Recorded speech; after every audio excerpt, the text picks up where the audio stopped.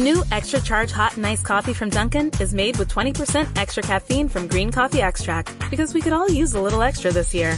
Whether that's an extra boost, some extra boldness, or the drive to go the extra mile, we're extra ready for whatever comes our way, and extra excited to take it on. Let's get it done with a medium extra charged coffee from Dunkin' for $2 with 20% more caffeine. And pair it with snackable stuffed bagel minis for an added all-day boost. Order ahead on the Dunkin' app. America runs on Dunkin'. Participation may vary. Limited time offer.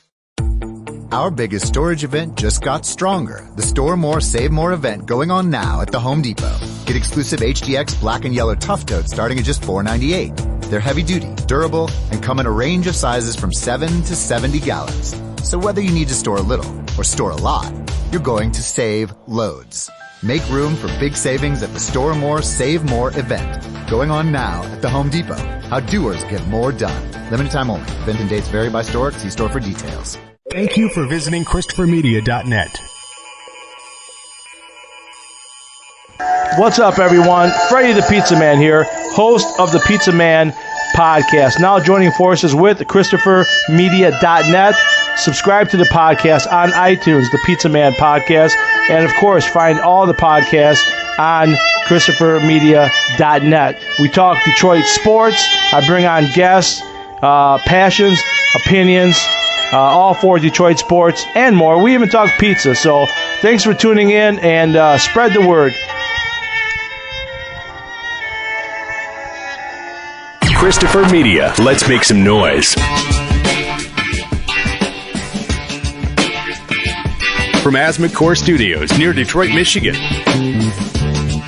It's unregimented. Gangsters, what's up, guys? And now, here are your hosts. Number 240. I'm Chris. I'm Aaron. I'm Rich. And I'm Todd. Hello. Yeah. So, big question for this week. Kids in cages. Is it right or is it wrong? Is that the time? Is that where social media is at? I have pretty much no need to even try to walk into this fiasco. I mean, I can. Don't doubt. There's plenty of people arguing. One side's probably super indignant, justified, and the other side is probably super insensitive. I have seen I haven't seen that much of it, to be honest with you. A couple of my religious conservative folks are basically blowing this off as, well, you broke the law. They told you this is gonna happen to you. So what do you expect? And they're totally breaking it down to the letter of the law. You were warned.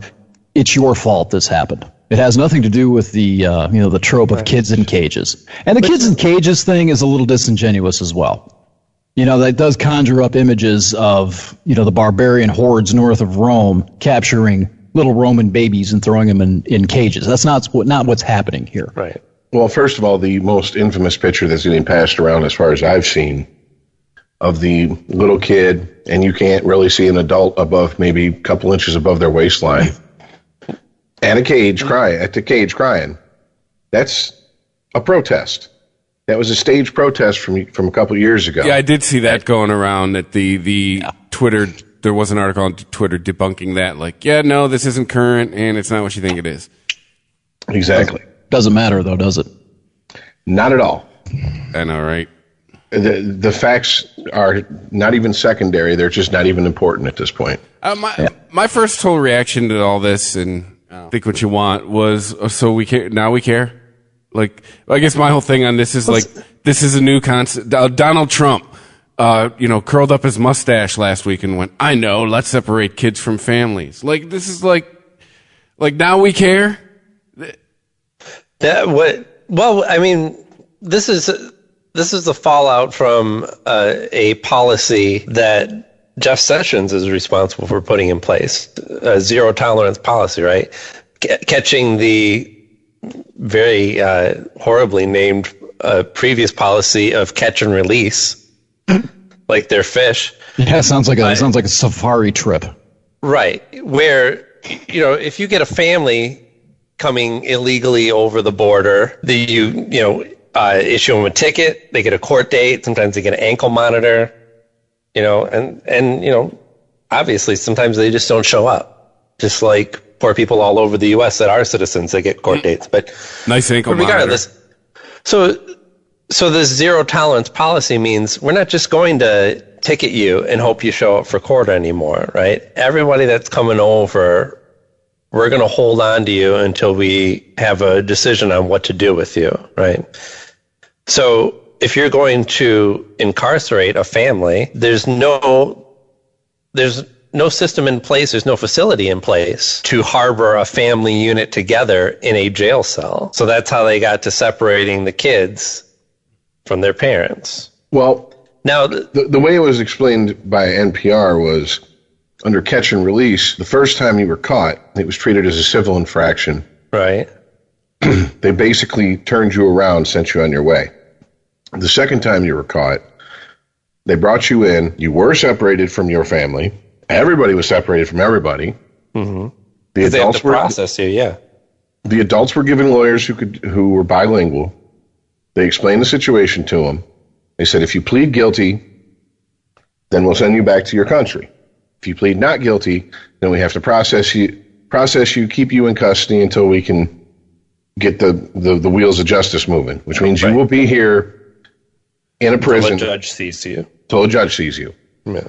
And the reporter who was following... Could be weeks or months in some cases. Yes. So this new policy just cut out step one. Just cut out first time, just went right to second time. Yeah. As far as, that sounds accurate. So we're not doing anything new, I guess is my whole... Well, it isn't. Well, okay. If you're cutting out a step, that's something new. Cutting out, right. That is something new. And on top of that, the other part of the policy was to prosecute everyone who came over the border without, a visa or passport or something.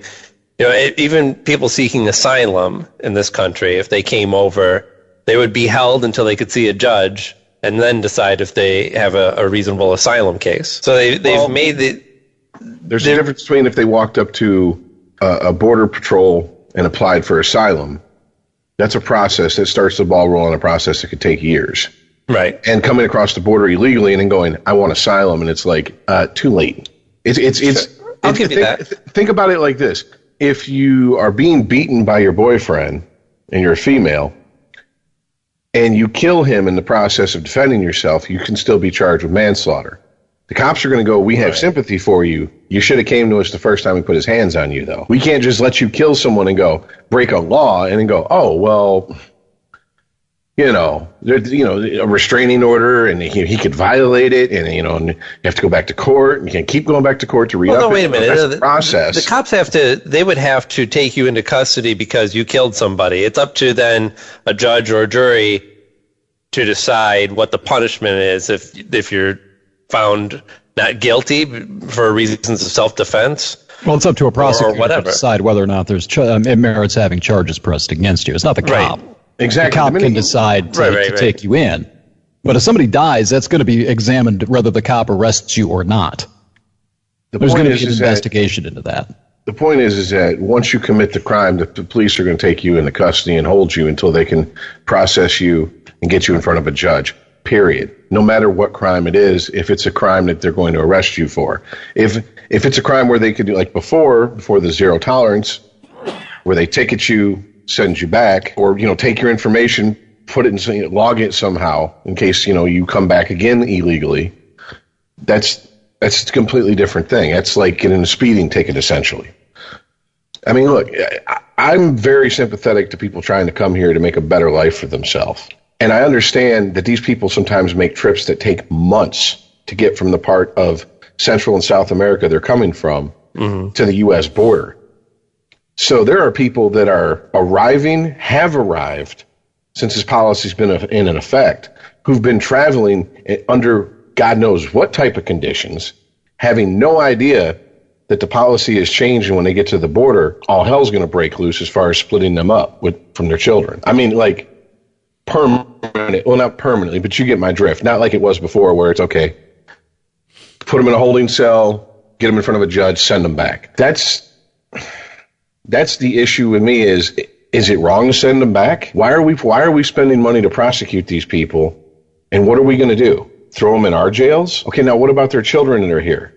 Now we're going to have to pay for their children because they're going to either be taken care of by the state or foster parents.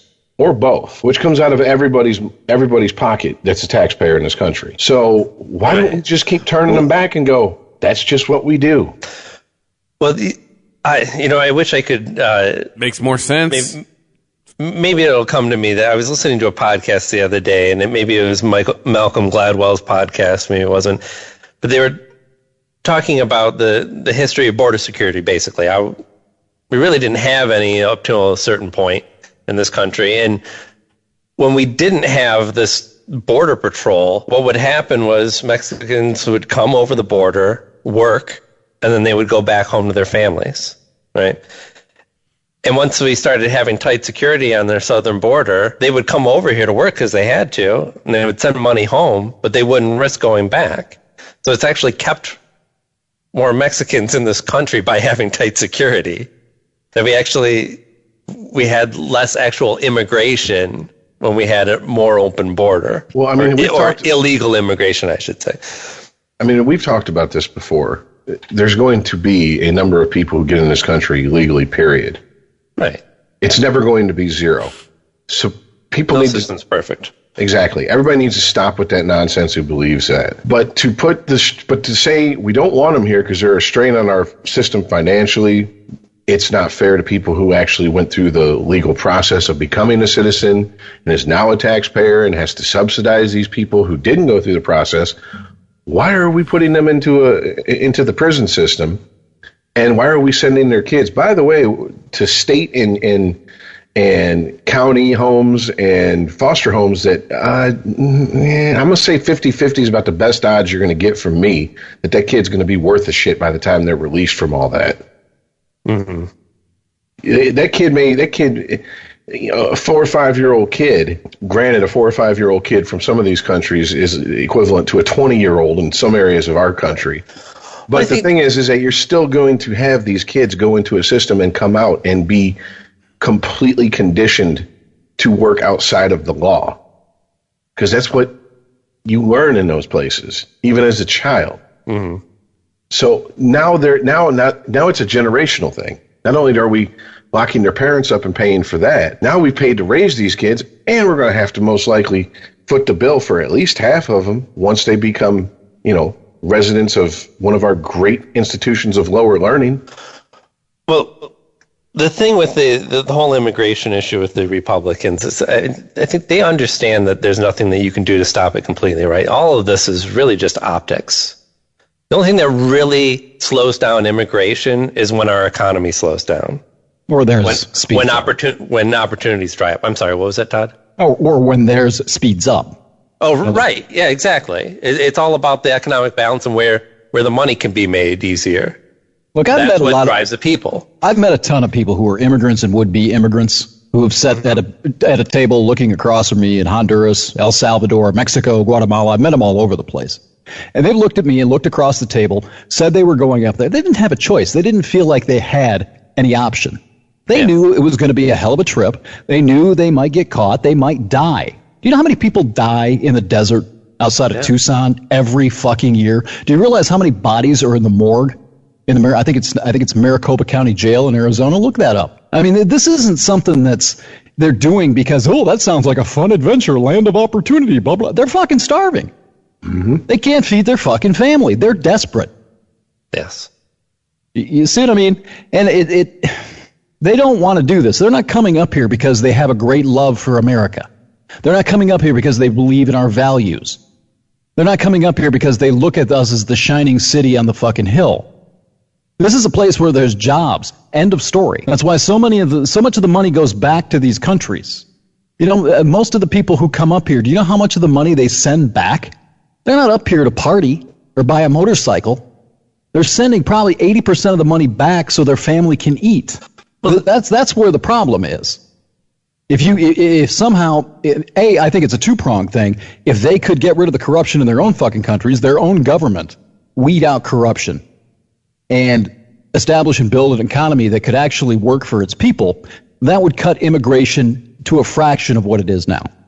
This wouldn't even be a conversation. Well, also, this leads to the other point that I was going to make about the optics of this. Look at what we're seeing, all these stories about what ICE is doing. They go into some farming operation or some factory somewhere. Right. And they round a bunch of people up and take them away. Yeah. That's all about optics. That's not really solving the problem. He's going to get another 100 Mexicans in tomorrow. Yeah. To fill those positions.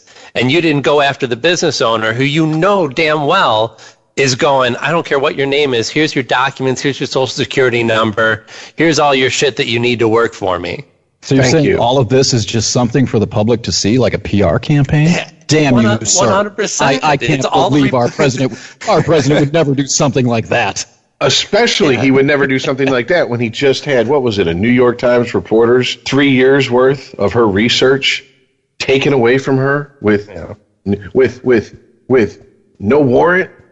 I mean, never would anyone in this country, in the history of this country, do something to distract us from what's really going down with a bunch of bells and whistles and, hey, look over here. Never mind what's going on over here. Look over here. This is, and Aaron, you said it, and I'm glad you said it, because outside of me, you, maybe a handful of my other friends, nobody has said the obvious. Why the fuck, if we're so hell-bent on stopping this trickle coming through across the border illegally, why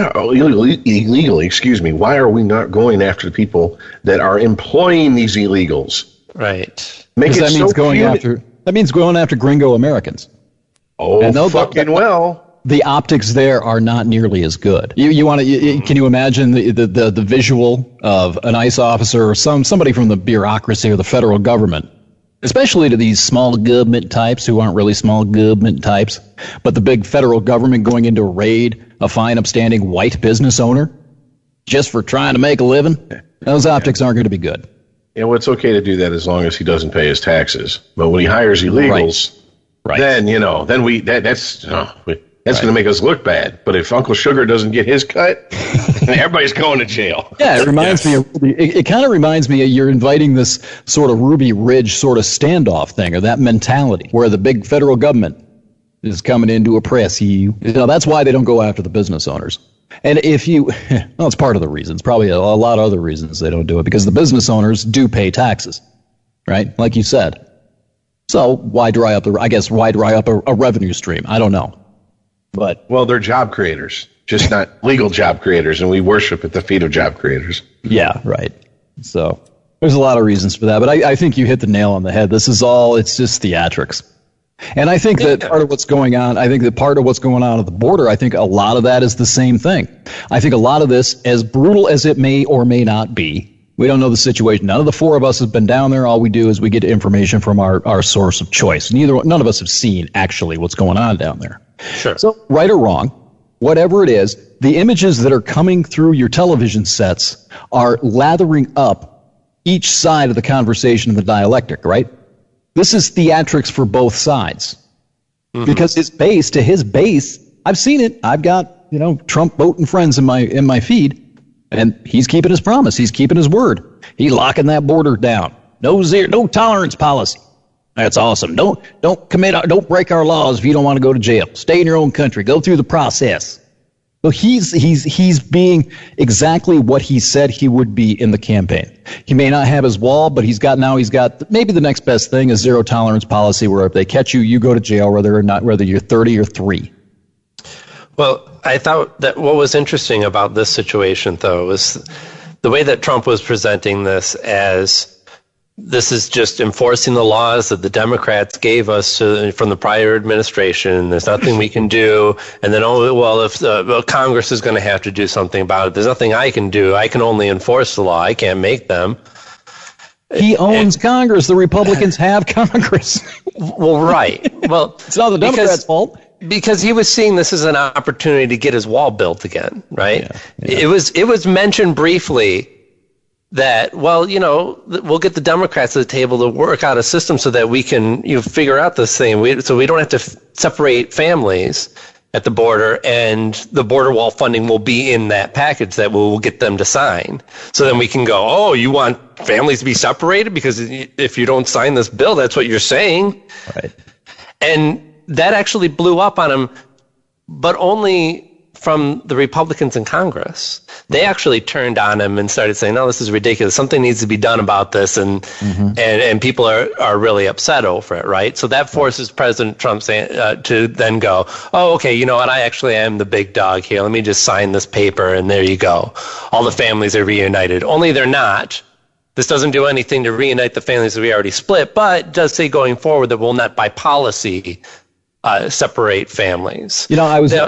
But one more thing, though. That was in contrast, though, to his base, meaning, you know, all the people that get on social media and are right there with him on all of this stuff. No sympathy for these people that broke the law. Like the law was handed down to us from God, and we can't amend any of this stuff. We have no control over the laws. We can only enforce them. Same bullshit. And then all the way up until the point when he signs the whatchamacallit. The executive order. Executive order. Thank you very much. Did he get out his pen again? His gold pen? He signs the executive order that says that they're going to keep families together, whatever the fuck that means. Nobody's really sure.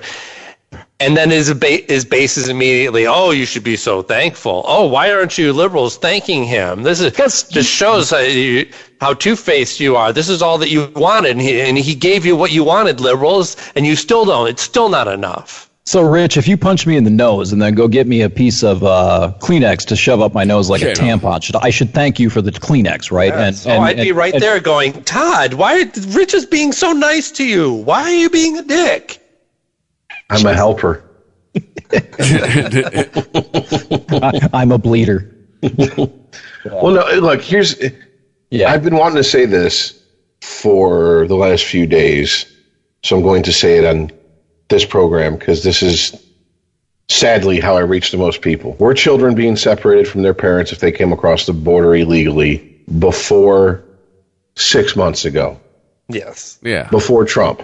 Yes. Absolutely. Then everybody needs to shut the fuck up about kids getting separated from their parents. That's the camp I'm in with Rich. Like this ain't new. Of course. Now, if you want to do something about that, then let's put that on the fast track and start working towards a solution instead of sitting around and playing the whataboutism game of Trump did this. Julian Gonzalez. I heard that this week. Julian Gonzalez. Oh, no, that was going all over Twitter. The picture of this is how liberals separate kids from their families. But did they forget that they were taking him and sending him back to his dad in Cuba? Yes, 100%. Yeah, absolutely. They were just like, hey, we got a picture of a brown kid with a gun pointed at him. And that happened under Clinton. Right, that was just Jana Reno and not Jeff Sessions, right? You know what I kept hearing every time I saw that picture is, they broke Elliot's bed! Yeah. They broke his bed! And I kept remembering how kind of hot his cousin was. I was like, his cousin's kind of hot. Marislasis. Yeah, I hate to say this, guys, and the three of you, I hope you don't take it the wrong way. But a lot of times when we're talking about this stuff, I feel like we're just jerking off onto the wall because you just nailed the crux of the conversation. There is no conversation. There is no rational discussion going on. It depends precisely on what cross you worship. I agree with you, Todd. Look. At its core, jerking off is a useless operation, but it still has to be done. It's a wonderful thing. Come on. Art when I do it. What are you talking about? This is a release, okay? Yeah, no, I'm not. That's what I'm saying. I don't want you guys to think that that's an attack or a criticism of what we're doing here, what's going on with the podcast. I understand why we're doing it, but sometimes it does. It feels like we are getting caught in the minutia. Is that the right word? In the ridiculous details, and a lot of times I think y'all just nailed the what the real story is on the head. It's not the details on immigration and all this other stuff. It's the conversation that's not happening. Mm-hmm. That is it's so many things, man. I feel like that is the story. Because we cannot get to a point where any of us can have a rational, real conversation about all of this because nobody wants to hear anything but what they already believe or what their priests and prophets are telling them. You can't tell any of these Trump bots. You can't have a conversation about, what's the word I'm looking for? Sympathetic immigration policy, understanding how conditions are in Latin America, and being human about it. You can't have a conversation about that with a lot of guys because all they're going to hear is Trump. They're animals. And that's the problem we have. That's why this isn't going to happen. That's why we get the theatrics. He's not doing any of this to really solve a problem or even address a problem. He's doing it to keep his base fellatiated. That's it. And the Democrats are doing the same damn thing. I saw a guy I watched Erin Burnett tonight. And I haven't watched cable news in long enough that the last time I watched Erin Burnett, she was skinny. She's either really fat or very pregnant now. I don't know which. I have no idea. I think she's fat. Women love to hear that. Oh, so you're fat or pregnant? Yeah, well, one of the two. I can't tell. I didn't have sex with her lately. I couldn't tell you how she got that large. She's a house. But anyway, I'm watching this tonight, and she's got, I forget the senator or congressman's name, some dude from California. And she actually asked a very good question. She's like, are Democrats going over the edge with their rhetoric on things like this? And then she put the Peter Fonda tweet up there about how Trump should be thrown in a cage and raped by a pedophile. And then she mentioned De Niro. Was it De Niro that said fuck Trump or whatever on national TV? Yeah. And this guy, his response was, in essence, I'm going to paraphrase, but it's accurate. Oh, well, they're just passionate. This is getting people's emotions up.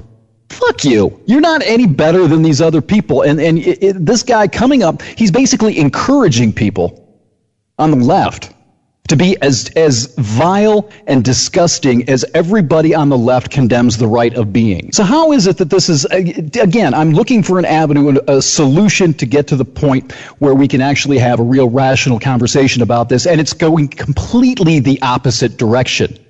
That's why this is the story. It's not the details of immigration or kids in jail cells or cages, however you want to put it. That is not the discussion that I think the country or we as a collective should be having. We should be having a conversation about why we can't fucking communicate. Yeah. Because we don't want to. But first, here's a soundbite of crying children. It's the sad reality is that the people who are the most politically engaged are the people who want to do the least to move anything forward. They just want a bad guy. See, that's the thing about the Democrats that kills me in all this. You don't have a good guy in this, and they're fine with that. They just want to make Trump even worse of a guy. And it's like he's a fucking asshole to begin with.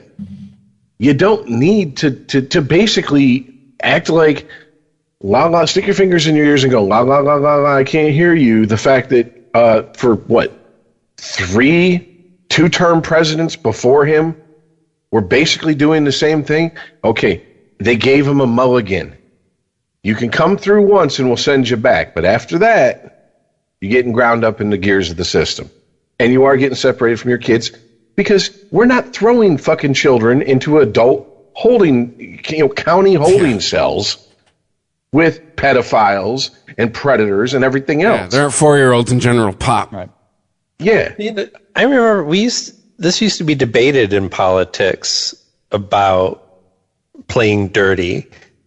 You know, what kind of information is it okay to use against another candidate and all that? And if somebody goes low, then the other candidate against them is going to go even lower. Well, and at the end, all people see is two pigs in the mud. You know, you can't tell which one started it. Yeah, and they did studies on this. And the reason that the information-based ads aren't run nearly as much as the attack ads is the attack ads work better because they're easy, they're simple, they're not requiring anybody to think, oh, well, my goodness, that seems like a sensible policy. I think I'll vote. No, they want to hear, oh, there's Satan. I'm going to vote against Satan. It's easy. Mm-hmm. It's just an easy outlet. People don't have to think. It's just boiled down to good guy versus bad guy. That's it. People are dumb, willfully ignorant, and they like it. And right up to, I mean, even during the beginning of Trump's presidency, there's debate over media organizations of how do we handle this? He's openly lying, and we usually give some deference to the president and other leaders and not outright call them liars, but still, fact check them. But now it's just openly reported that Trump said this, which is not true. Trump lied about that. Oh, it was all over House Burnett's program tonight. And she was pointing this out, and it was just so matter-of-factly. Well, that's just an arbitrary. She said something like, "Oh, this is just," you know what it was? He made a claim that North Korea is already disarming their nuclear program, and Mattis came out and I guess contradicted that. And she's like, "Well, that's just an arbitrary number. Nobody knows where he's getting it, but he's mentioned it twice." And then he did something else like this. It's just accepted now. I mean, it doesn't even faze anyone when a national, semi-respected news organization such as CNN will come on the air and say the president is lying about this and this and this and this. Right. That used to be terrible. It used to get people. It used to shock people. Right. Not more. And it used to be tiptoed around because they didn't want to completely tip their hat as to who they supported. They wanted to seem like they were still a neutral body. Well, there was also once upon a time when the president or a politician would use nuance when they lied. They would use I was going to say, language, ambiguous language. You know, I'm in the position now here of defending CNN, but it helps their credibility when they haven't been wrong a few of these times. I don't see where she was wrong about anything tonight. I'm not attacked. I actually, it was nice to hear, but it struck me that the tone of her voice and her demeanor, it was so cavalier and it was defeated. She was defeated. There's snideness. No, it wasn't snide. She was just like, and he lied again, and nobody's going to care. Let me put on my tinfoil hat for just 2 minutes, just for 2 minutes, because I almost feel like this is an experiment by the people who actually pull the strings behind the scenes. The people who are the deep state. I mean, sure. Illuminati, the Bilderberg group, whatever you want to call it. This as long as it's not the lizard people, because I couldn't handle that. Well, the Earth is flat, and the lizard people live in the center of the Earth, so that proves there's no lizard people because the Earth's flat. But this is a given. Do we have to go over that every podcast? I'm glad you're here to keep reminding me of all this stuff, Rich, because without you, I don't know that I could keep in mind that the lizard people are real. It just, hey. V was a documentary. Absolutely. But no. That's why it didn't last long. It got shut down by the government. You remember have this shit out here? You remember the Slee Stacks? Sorry, Rich. Finish, Rich. After 9/11 and Homeland Security was funded out the ass, and they took over a lot of the airports and stuff like that. One of the things that started happening is incidences that would happen that will never make the news, will never be in the newspaper, never be reported. And a lot of that was these groups, these terrorist organizations, testing our responses, testing for weak spots, looking to see how we react to something so they can adjust their plan. I almost, if I was like doused in Alex Jones butter and wearing a tinfoil suit, I would almost feel like this is the people who really pull the strings on the world's way of going, how much will people take and still not give a fuck? Throw Trump out there. Let him blatantly lie. He said, guys, 2 days ago, he said, I can't sign an executive order and overturn this. And then signed it the next day. He did that, literally. It is the equivalent of looking at your girlfriend going, I won't come in your mouth, and then blowing a load down her throat. You're talking about the immigration thing? Yes. He didn't need to sign an executive order for that. But he did not even need one. The point isn't that he didn't need it or he did need Jeffy, stop it. The point is that he said one thing and then did the exact opposite that proved what he said the day before was bullshit. So he's in America as a people didn't even do what you do when you catch your significant other lying. Okay, either you were lying then or you're lying now. Which one is it? Because we just don't give a fuck. Occam's razor. When that significant other is still blowing you, you don't give a fuck. All right. Or if that's don't ask questions. If you look at that significant other as Jesus, you don't give a fuck either. Right. As the savior. That's the thing. And I you really got to come at me hard to get me to share the tinfoil hat wearing thing. But I would only suggest to apply Occam's razor to this. Is it a vast conspiracy of the global deep state, or have the Republicans or even Trump or his organization figured out just how stupid people will willfully be? It's not. I don't think he's pushing boundaries here. I think he's figured it out. I don't think he's testing anything. I think he knows that anything he says, his backers, as he said in the campaign, he could shoot someone in the street and still be elected and not lose any followers. I think he knows that explicitly. Well, Todd, you have to understand. I don't think that this is them testing the American public for soft spots and pockets of don't give a fuck. Yeah. I just honestly think we just don't give a fuck anymore. And they're going, well, if they don't care. We only give a fuck when it's not our guy. Let's do it. Absolutely. But then we give a whole bunch of fucks until the same thing happens when our guy does it, and then it's different somehow. And see, that's why people who do not swear an allegiance to either party or either extreme of the political spectrum are so dangerous to both groups on either end of the political spectrum, because we don't care. I'm not loyal to the Democrats. I'm not loyal to the Republicans. I'm not loyal to any political organization. If you piss on my leg and tell me it's raining, I'm going to slap the shit out of you until you stop pissing on my leg. Period. I don't care. And that is why it's centrist. It's like being called crazy. Now we can dismiss you. I mean, the big lie is that the people who do not play ball for either fucking team is that they don't care enough to even give a shit that there's a sport going on. And when in reality, most people I know who don't play ball care more than anybody else about the truth. Yes. And they don't give a fuck. The truth is like rain. It don't give a fuck who it falls on. Yeah, what religion was Stephen Hawking? I think he was an agnostic or atheist. That's exactly right. Robosexual. Yeah. He was a centrist. I guess he was an unaffiliated, as if you want to redefine the centrist thing. All right. Well, okay. Yes, I'm fine. I thought you were having a stroke there for a minute. I was trying to contain a laugh, and then it came out. It sounded like that dog from the Hanna-Barbera cartoon. Yeah. Right. So I would take perfect example though of hypocrisy. Imagine if Obama was the one to announce that he wanted a space force. What would the liberals have to say about that? Would they all lambaste it? Would they go, "Oh, look at this guy. He's crazy. He wants to send spaceships in outer space and fight aliens." No, they would be like Tyson out there selling the idea.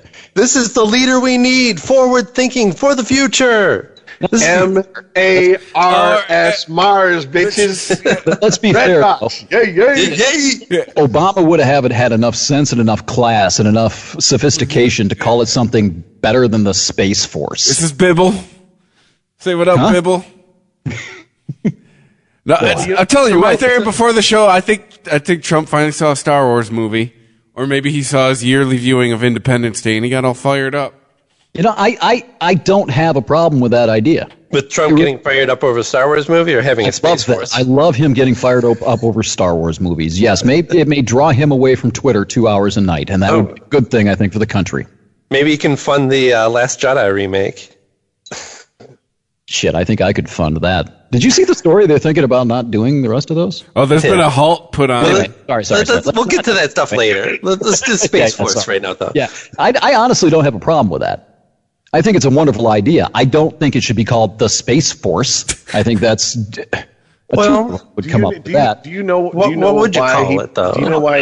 Yeah, I'm not getting paid to come up with names. I don't think. Okay, guys. Yes. Okay, back I will. But stop for a second, and think back to during World War II and post World War II. I wasn't alive. You had. Well, I'm sure you've picked up a history book once or twice. Boy, we're saucy tonight, aren't we? We're anyway, World War II. Go ahead.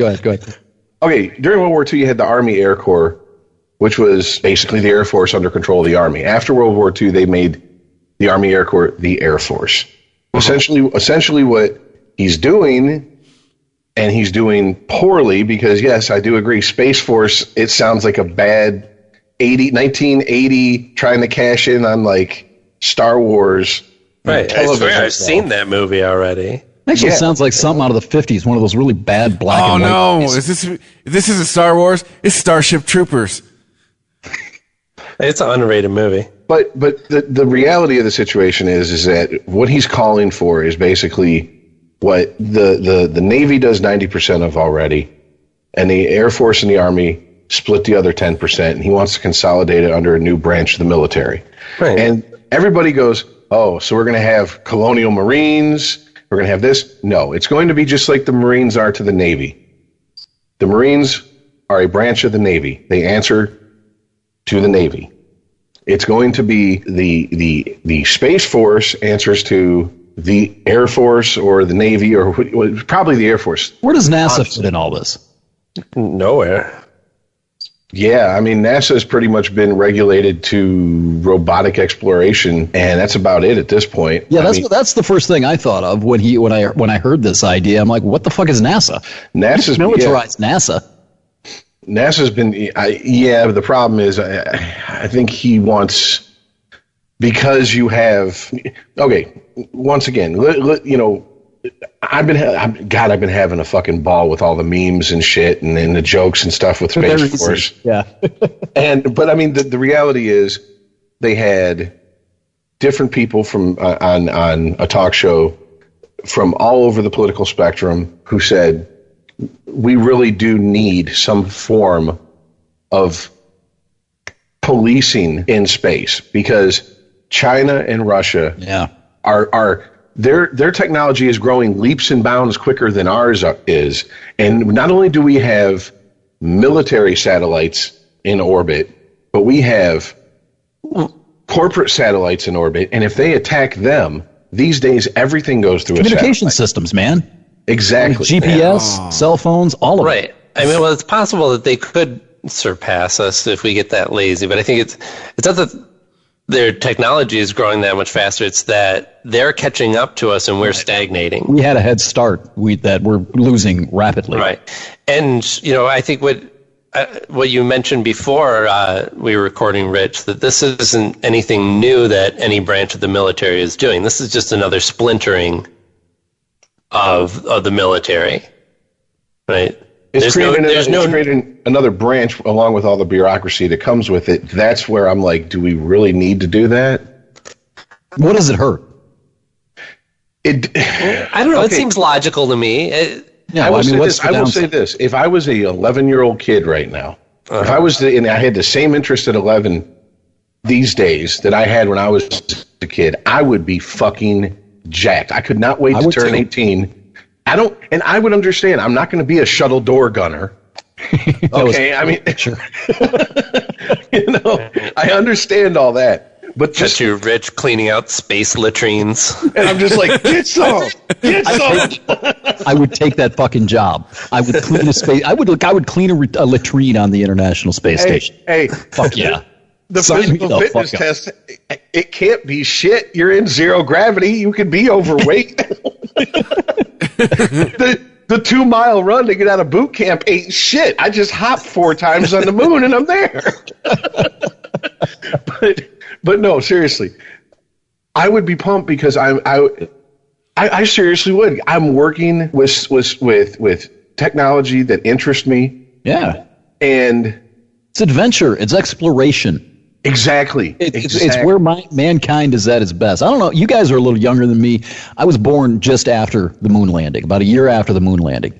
So I grew up with heroes like Neil Armstrong and Buzz Aldrin and all these old school astronauts, and that affected me, man. I mean, big. And that was the very first thing I wanted to be when I was a kid, and I was serious about it for a long time till I realized it took a lot of really intense schooling, and I figured alcohol would be more fun. But that was the first thing I wanted to be. No, absolutely. When I was a kid, I had a favorite astronaut, Alan B. Shepard, first American in space. Okay, and I was reading books in my shitty school system that were from the mid '60s before we went to the moon. Yeah, I checked out the space encyclopedia like 30 consecutive times out of my elementary school library. It was just my name in it. Nobody else did it. It just had my name in it like 40 times. And back then, reading these books, obviously written in the mid '60s, it was these guys are test pilots. These guys are fighter badasses. pilots. Yeah. I'm like, I can do that. Now it's like you need to be a fucking doctor in like biochem or something before they even think about putting you through any astronaut training. You just needed to be a pilot back then, I think, like a high-end pilot who could fly test, like test pilots. Exactly. That's what. If the Thomas Wolfe book, they made it into a mini. It was like a 3.5-hour movie. The Right Stuff. Yeah, that was all about the Gemini astronauts.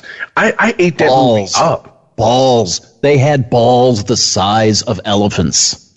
Even Chuck Yeager, arguably one of the greatest. Well, not arguably one of the greatest, but arguably the greatest test pilot that America's ever produced, goofed on him at first, and then took an experimental rocket. That part in that movie is absolutely 100% factual, and tried to go into space with it. Had to eject and damn near burned up and died on the way down because he was so jealous because he was one of the first guys NASA came to and said, "We want you." And he started laughing and goes, "I'm not going to be spam in a can." Yeah. That's where that term come from. Yeah. I mean, so in a fucked up, even a broken clock is right twice a day. In a way, I think this announcement, while I've had fun with it, and I will continue to, it's honestly pumped up a whole group of young people that in 10 years are going to be ready to fucking do this. This was something that coming out of the 1960s, the space program, the Apollo missions, and these heroes, and they were heroes. They were someone to look up to. They were role models for young boys at that time. And it was inspiring for these kids. It gave them something to strive for that was meaningful. Mm-hmm.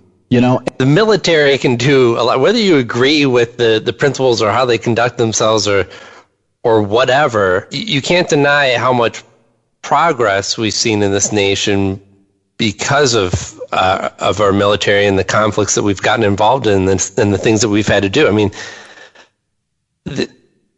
necessity is the mother of invention, Right. If you are interested in space exploration and furthering of technology that allows us to do that, then you should be for this because, I mean, obviously, again, NASA's been pretty much stripped. Yeah. They're hiring out fucking Elon Musk's platform to launch their rockets off of. They're putting satellites on privately owned spaceships. Right. And so if you want to leave that to the billionaires of the world to figure out, well, good luck with that. But, there's also the issue of those satellites. Not all satellites are government or, state, whatever country sponsored satellites. Well, because, yes, it's about protecting rich people's personal property, like most things are about. And as fucked up as this is, I much rather have a branch of the military protecting satellites that are owned by corporations that we all use on a daily basis. Right. Than it go towards bullshit.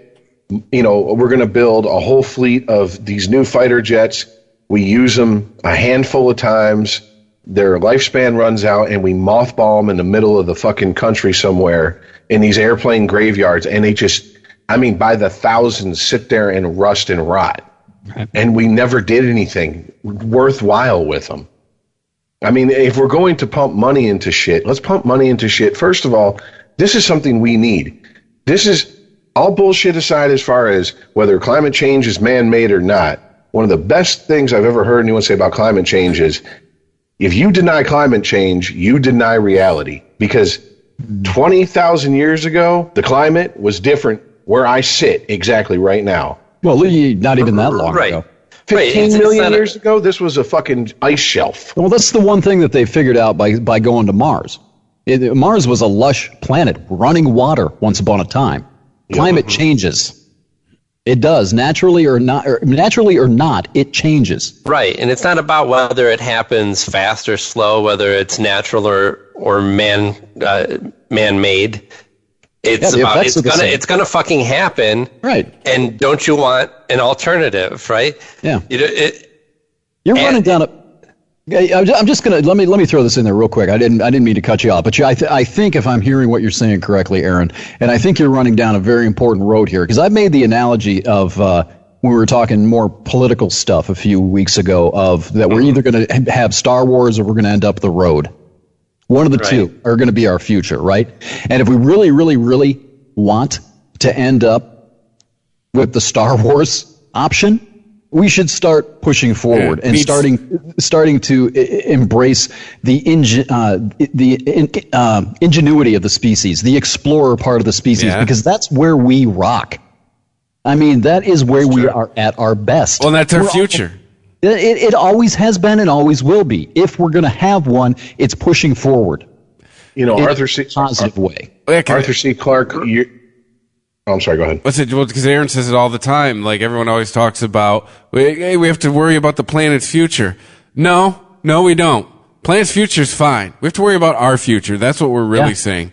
Exactly. Right. I know we've become really attached to this place where we were born, and understandably so. But I mean, just look at the history of the solar system and watch it. We live in this, what we refer to as the Goldilocks zone, where it's just the right temperature and water is plentiful on the planet, blah, blah, blah. But that Goldilocks zone moves depending on how big our fucking sun is, right? And it's going to continue to move. So we want to make the Goldilocks zone of the solar system our home and follow that to whichever planet we can make that work out on. Yeah, and get to the point eventually where we aren't even limited to that. Yes. We can go. We have our pick of the universe. All of these planets, we could just go anywhere and be like, "That's where I want. That's where I want to put my home." That's where the species is at its best, man. When we're thinking that way. I'm paraphrasing quite a bit here, but because I can't remember the exact quote, but I mean it's, Arthur C. Clarke said, "If humanity does not leave the cradle that is planet Earth, no matter what ungodly machines we create." And weapons we create and technology we create, you have to consider us a failure and on a universal scale. Because we didn't even survive getting out of the cradle. Yeah. I mean, if you have a kid and it dies from SIDS. We look at the creatures in the ocean as subspecies. Like the rest of us eventually evolved to things with legs and lungs, you fucking losers. You're still living at the fucking bottom of the ocean with your teeth hanging out. And the shark looks up at you and says, "Bitch, I didn't have to evolve." Yeah, I was perfect. I was perfect. This is my final form, bitch. Give me a taste of you, motherfucker. Come here. Yeah, the alligator's like, let your dog in Florida's like, let your dog out without a leash. Let him come down to the creek here. Yeah, and the big ass python up in the trees looking at that little alligator like, "I'll get you next, bitch." But I mean, I think it's a very valid point. I mean, and that's something that it gets snickered at by people who, I'm sorry, are just. They're either willfully ignorant or they're just stupid. I mean, and they can't help it. They can't see past their own fucking dent of their own dick and realize it's like the Carl Sagan picture or the Carl Sagan quote when there was a picture from the Voyager probe of Earth from beyond Neptune's orbit. And he goes, pale blue dot thing. Yeah, that's us. Everything we've ever known, everything we've ever loved, everything we've ever hated is there. Everyone who's ever been born, everyone who's ever died, everyone we have ever heard of is there. And that ain't shit in the grand scheme of things. I'm going to love Sagan say that ain't shit in there. There's a book by Neil Stephenson called 7 Eves that I would highly recommend. Science fiction book, but it follows the adventures of the human race when we are forced off of this planet. And I think that's the only way that any of this stuff is really ultimately going to happen is when we cannot live here anymore. In his book, it's the moon blows up, the earth becomes uninhabitable, and we have to find an emergency situation to get however many people we can off of this planet, and what happens from there. It's not an abstract. That's none of that's abstract though. Imagine a 5,000-mile asteroid, a 5,000 mile circumference asteroid targeting us. I mean, that's not. That can happen next week. I think that. Right. I mean, we hear a lot of times of like, what if an asteroid hits the planet, and that's something that makes sense. Like, the planet is taking damage and people die. But in Neil Stephenson's book, it's the big this big asteroid that we're worried about hitting us hits the moon, and we're all relieved, like, oh, it just missed us. Boy, we dodged that bullet. But all of these fallout circumstances, everything happened. Because there's no moon, the tides go all weird, and it turns out that all these particles of moon dust actually are trapping the heat inside the Earth, and the Earth starts to just boil itself. Mm-hmm. Yeah. And that's happened before. I mean, when the asteroid that hit the Earth and killed off the dinosaurs, it wasn't, boom, everybody blows up and flies off the planet into space. No, it was the climate. It was climate results of climate afterwards. It killed everything. The ecosystem broke down. It actually, it heated up with, like, in a matter of hours, it was too hot for any life to live on, practically, except for the creatures that were underground, like the little mole rats and shit that became us. I mean, ultimately, I think that what we need to realize as a species is not everyone is a homebody. Yeah, granted, I'm not hitchhiking across the country. I'm not taking a plane to some. Yep, I'm a pussy for that reason. Yep, I'm a faggot too. Call me a fag too. But no, here's the honest to God's truth. On everything I've ever loved in my life, if I could survive the trip into space, and they said, you'll die before you reach your destination, but we'll send you up. Bye, y'all. I'll do it. Yeah, you got to say you left the planet. You know, there's I forget. Go ahead, Aaron. Sorry. Well, there's a lot of people that still have that adventurous spirit in us, but I think as a whole, as a species, we've proven that while we can adapt to many different situations and find ways to be comfortable, to live comfortably, once we've actually achieved that level of comfort, we lose a lot of our motivation. Oh, there's a whole philosophy behind that, baby. Yeah. And that's why it's only going to be some sort of outside force that kind of pushes us out of the nest. Not necessarily. And to go back to what you were saying, Rich, and I think you touched on it as well just now, Aaron, is that for most of our existence, I forget what book I was reading. This was very recently, though, but for 95% of our existence, we were wanderers. We've only domesticated ourselves in the last few thousand years. We would move from place to place to place, finding food, finding resources, whatever else. It's in our DNA to explore, to move around, to move about. We're not designed and not created as a species to sit in one place. And a lot of psychological problems, to touch on your other point, Aaron, is that a lot of people don't understand, and this, I don't want to get too preachy here. I don't want to go off into the whole travel thing that we were kind of joking around about a minute ago, Rich. But a lot of people suffer from that. A lot of people try to fit themselves into the domesticated, settled down box when in their heart and in their head, they feel the urge to get out and explore. And in the culture, we sort of see that as irresponsible, as somebody who's not doing what they're supposed to do. But it's part of our biology. It's not something that's wrong.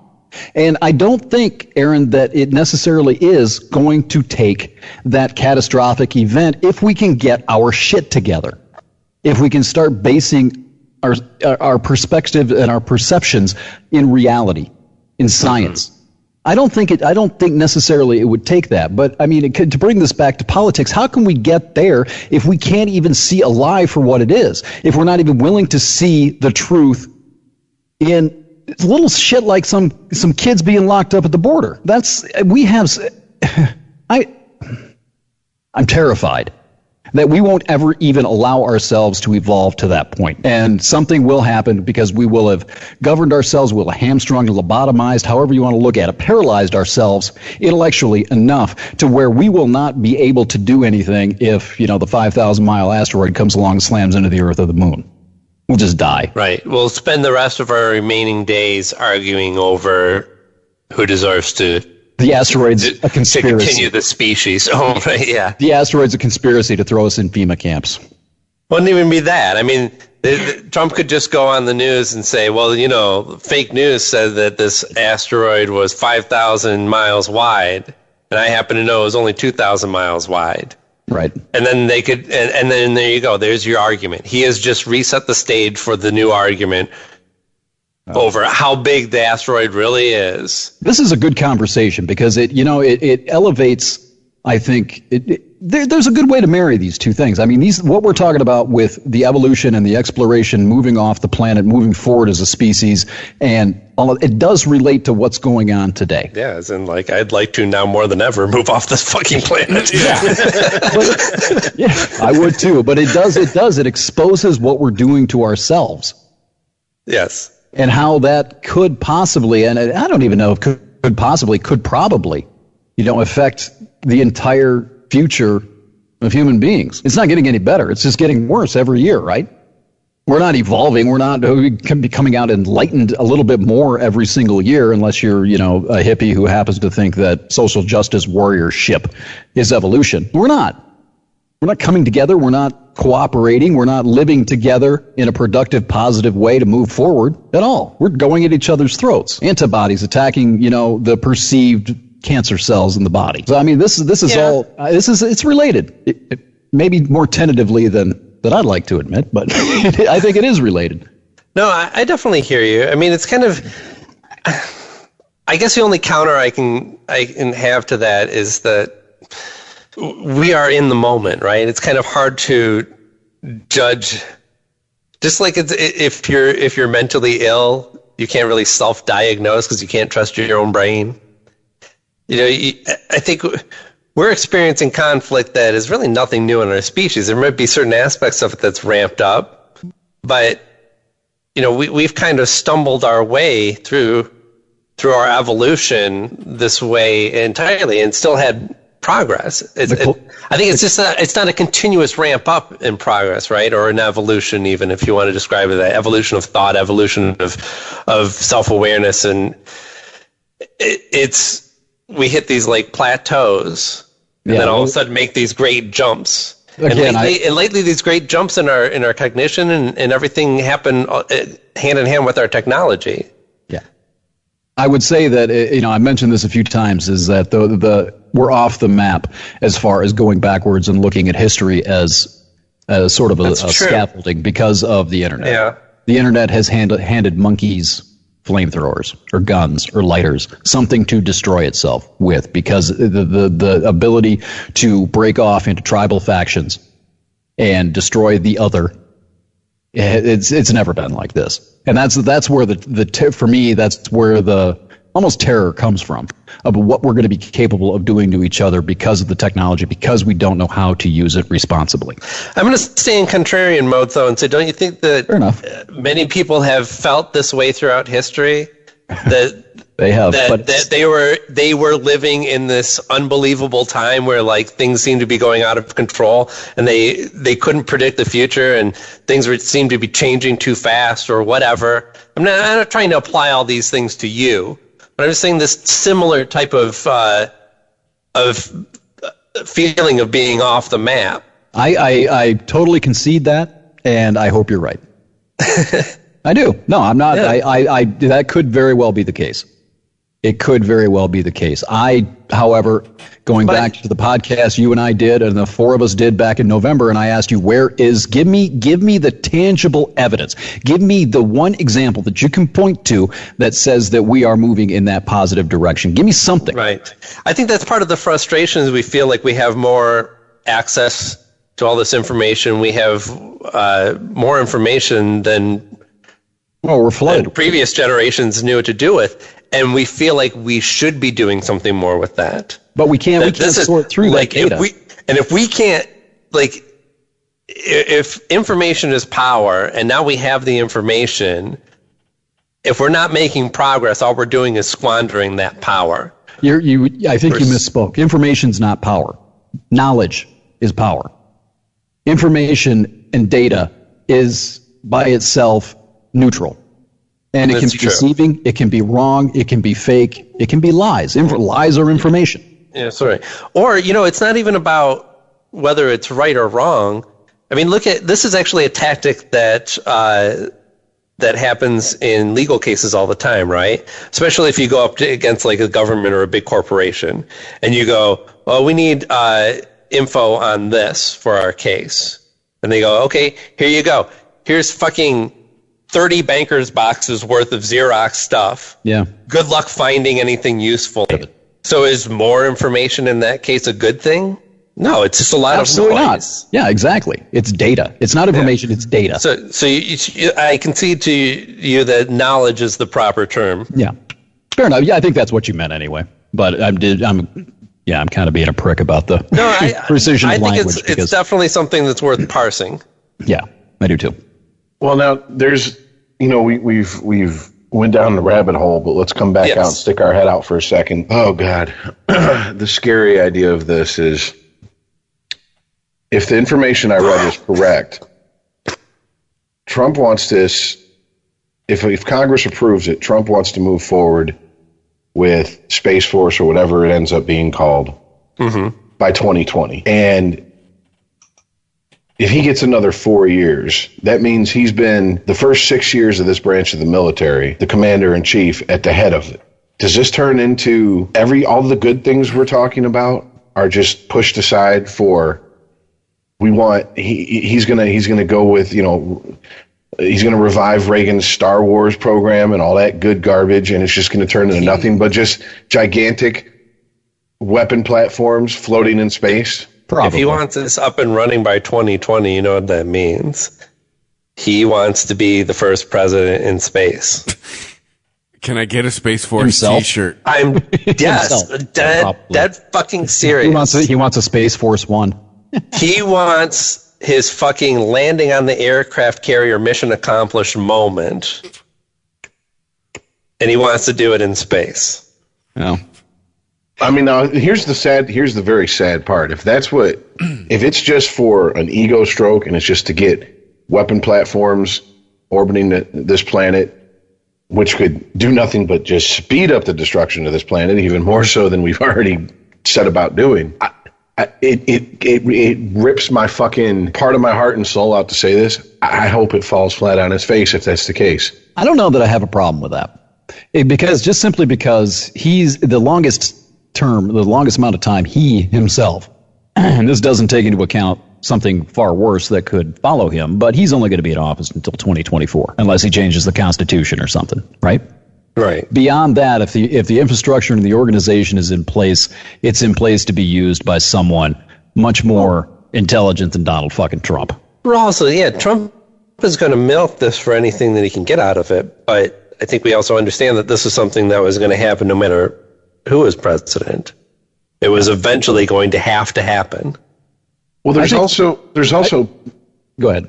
There's also things that excuse me, that people I don't think have stopped and thought about. If he is dead serious about this and he couples, let's say he goes, okay, yes, we're going to put weapon platforms in space, but we're going to couple it with exploration, and we're going to have at least people orbiting Mars before I'm done, and he gets 2 terms before I'm done with my 2 terms.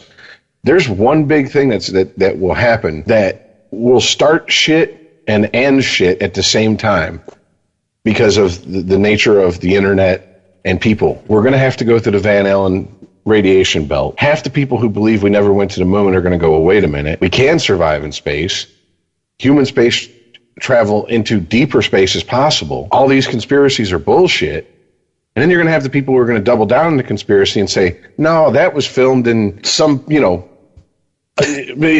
you call it? That was filmed in Afghanistan mountains somewhere. Tell me why there's. I think Rich just put a tinfoil hat on top of his tinfoil hat. Tell me the significance of those people. Why should I be concerned about the tinfoil people who don't think we went to the moon? The same reason that you and everybody on this podcast and everybody listening to this podcast at this moment should have been concerned by these fucking roving bands of fucking morons on the internet who we said, that's just the internet. They're not real. It's fake outrage. You think there's that many? And now, hold on, let me finish. Yeah. All right. And then you got people running people who work for the government off from restaurants in real life like they're running them off of a fucking forum from 20 years ago. Okay? Idiocy spreads quicker than fucking knowledge. It's always easier to tear something down than it is to build it, and we love to tear shit down. Yeah. That's all the internet is. You're not wrong. You're not wrong. I just, I guess I'm downplaying the significance of the moon landing conspiracy nuts a little bit, at least in this realm. But you're not wrong about that. And I think this goes back to what I was talking about earlier, is that as a collective, that's going to be the thing that stops us. is the willingness to not, just the willful ignorance. It's going to have to be something that captures the God, I hate being this fucking positive. I mean, seriously, it is. It's easier. It gets a little easier with time, I promise. I'm almost disgusted with how soft. Put me on the cover of Soft magazine for what I'm about to say. It's going to have to capture the hope and the imagination of people, no matter where they're at on the political spectrum. That isn't being overly positive, and that's not being soft. People require that, or they tear themselves to shreds. It's not something that's soft. That's a necessity. You have to give people hope. You have to give people something to look forward to. You have to give people a sense of purpose. If you don't, they're all a bunch of nihilists. And nihilists are assholes. Trust me, I know. I was one. Well, I think if you don't have that, then you got nothing. You're going to just fracture off into camps and tear each other to pieces. I mean, as far as space exploration, we used to have that. I mean, NASA remained an apolitical organization that understood the inspirational things that they were doing. It wasn't so much about even what they were going to accomplish. Some of these guys worked on ship for so long, they wouldn't even see their projects go into space. They'd have to retire or fucking die before that shit happened. Contributing something, yeah. And even the guys who are shooting the shit up into space knew this ain't nothing. All we're doing is sending up a flag going, hey, this is possible. And some kid out there is going to see that, and he's going to be the one to really make change. That's how human progress works. That's how it's made. Right. And they understood that's why they worked with like Stanley Kubrick so much on the 2001. They understood the importance of having that visual thing to go look at and feel like, oh, that's an amazing place. I want to experience that for myself. Think of it this way. Galileo, I think it was Galileo. I think he's the one that looked through the telescope, saw Jupiter, and did a bunch of like calculations and said, hey, the sun's at the center of the solar system or whatever, not Earth. And he was basically ostracized by the church and died penniless. But he started the process. Right. He laid down the foundation that a bunch of other people started running with. So Galileo, no, he never saw Jupiter. He didn't see those comets hitting Jupiter back about 15, 20 years ago. Remember that? That was so awesome. Oh, that was awesome. He never saw it. But does that mean he shouldn't have done anything? He shouldn't have said anything, and he shouldn't have said, I'm never going to see Jupiter, so why the hell should I even worry that it's there? That's the mentality that you need. You do what you can. And this is a bigger thing, kids. This is a bigger idea that I think you could apply to a lot of different things other than science. You contribute something, whatever you can, whatever the fuck you got. It doesn't have to be anything profound. Give somebody else something to run with. And you could apply that to almost any endeavor. Yeah. If you can get your ego out of the way. And have to be the one that does everything and the one who completes the entire project. If you collaborate with other people and move forward and give other people information, ideas, things to work with to push things forward, things get done that way. That's how we function.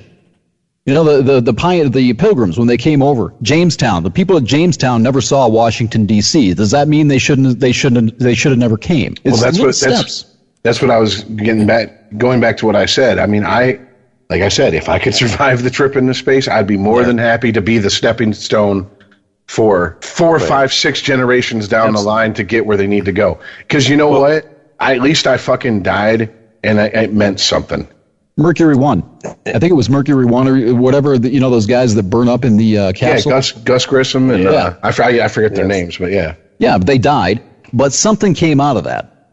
It's tragic, and I personally wouldn't trade the defect discovery they made or whatever it was that led to that capsule catching on fire. But they gave their lives up. They went into that knowing that could happen. Yeah, they possibly saved more lives. Balls the size of elephants.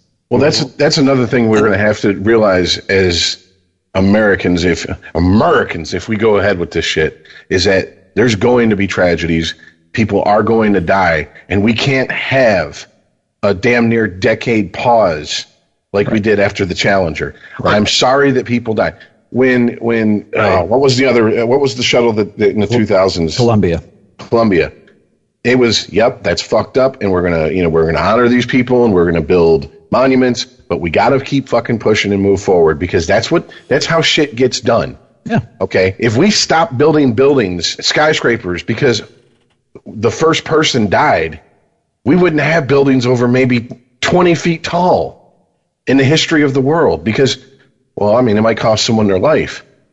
Life is risk.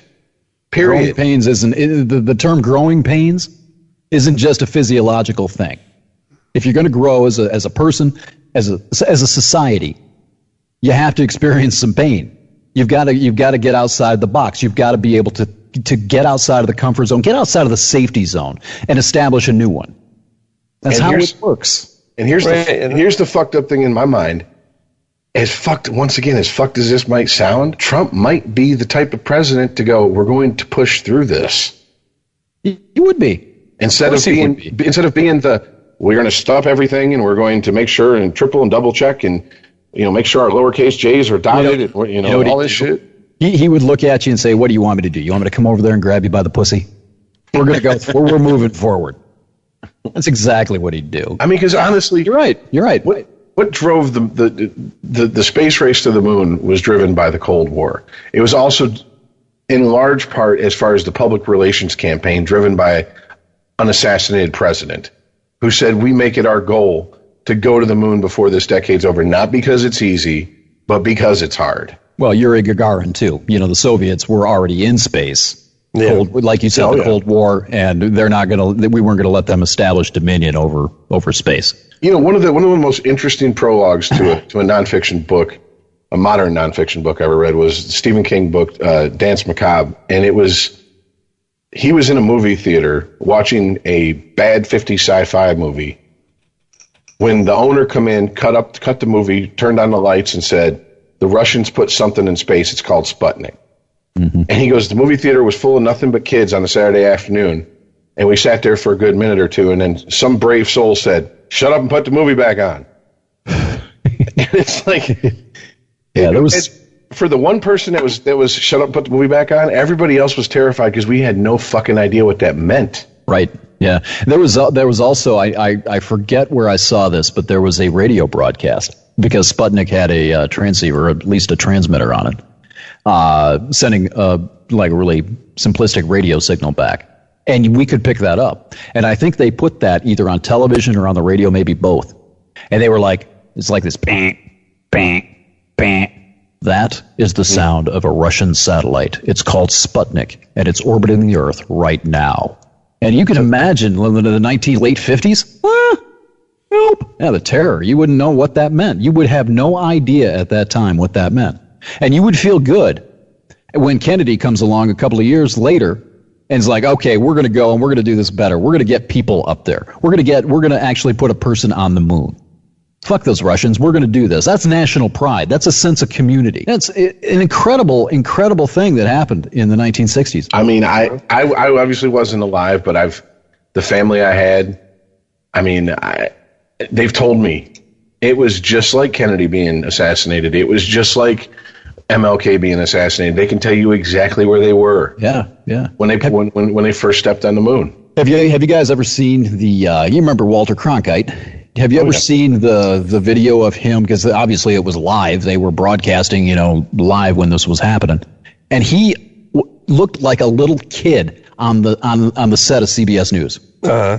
He was he looked like a kid that just got a new motorbike for Christmas. And there's a man on the moon. It's just to see that guy, that excited. I think that perfectly encapsulates. And there's pictures of people in Times Square. Or probably, I don't know if there's a million, but it looked like there were 1 million people at Times Square watching that broadcast on the big screen, like it was New Year's Eve. We need something like that. Yeah, we should hope that this Space Force inspires people because we could shoot Trump into space. 2 birds with one stone. NASA isn't inspiring anyone with its Space People Mover right now. We can send the first orangutan into space. That would be awesome. Well, also, just imagine 5 years from now, just to pick a nice round number, we're watching a live feed, obviously delayed a few minutes because it's coming from Mars, of astronauts landing and getting ready to walk on the surface of Mars. There is a program in place. You know that, right? Yeah, well, there's been a program in place, and it's been sped up, slowed down, sped up. So I don't know where it's at this point. Because at one point... Last thing I knew, they were saying it was going to be 2028. Okay. Last thing I knew, yeah.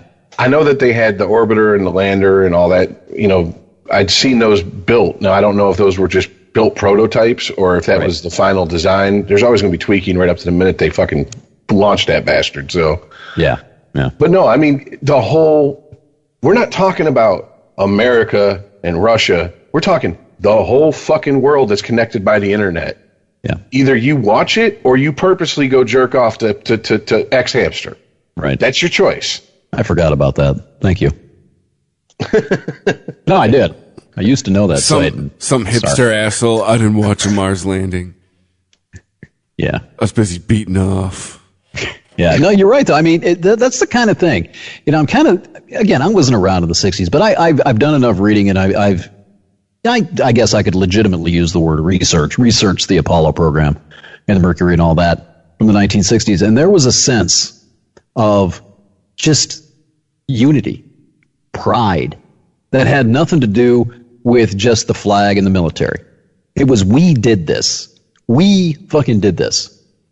And I think it would do wonders to have something like that, something like landing a man on Mars. Something like it would. I think it would do wonders for us. As long as it's not Matt Damon. That fucker gets stranded and needs to be rescued wherever he goes. Such a great movie. I love that movie. I really did. Then he grows food with his own feces. He did. And he video blogged about it. No way. Had to get that, and then he listened to disco music. Landed on the moon! Did you set that up? That was good. Yeah. Oh, that was a drop. I thought that was Rich. I thought he ran out into the hallway and yelled.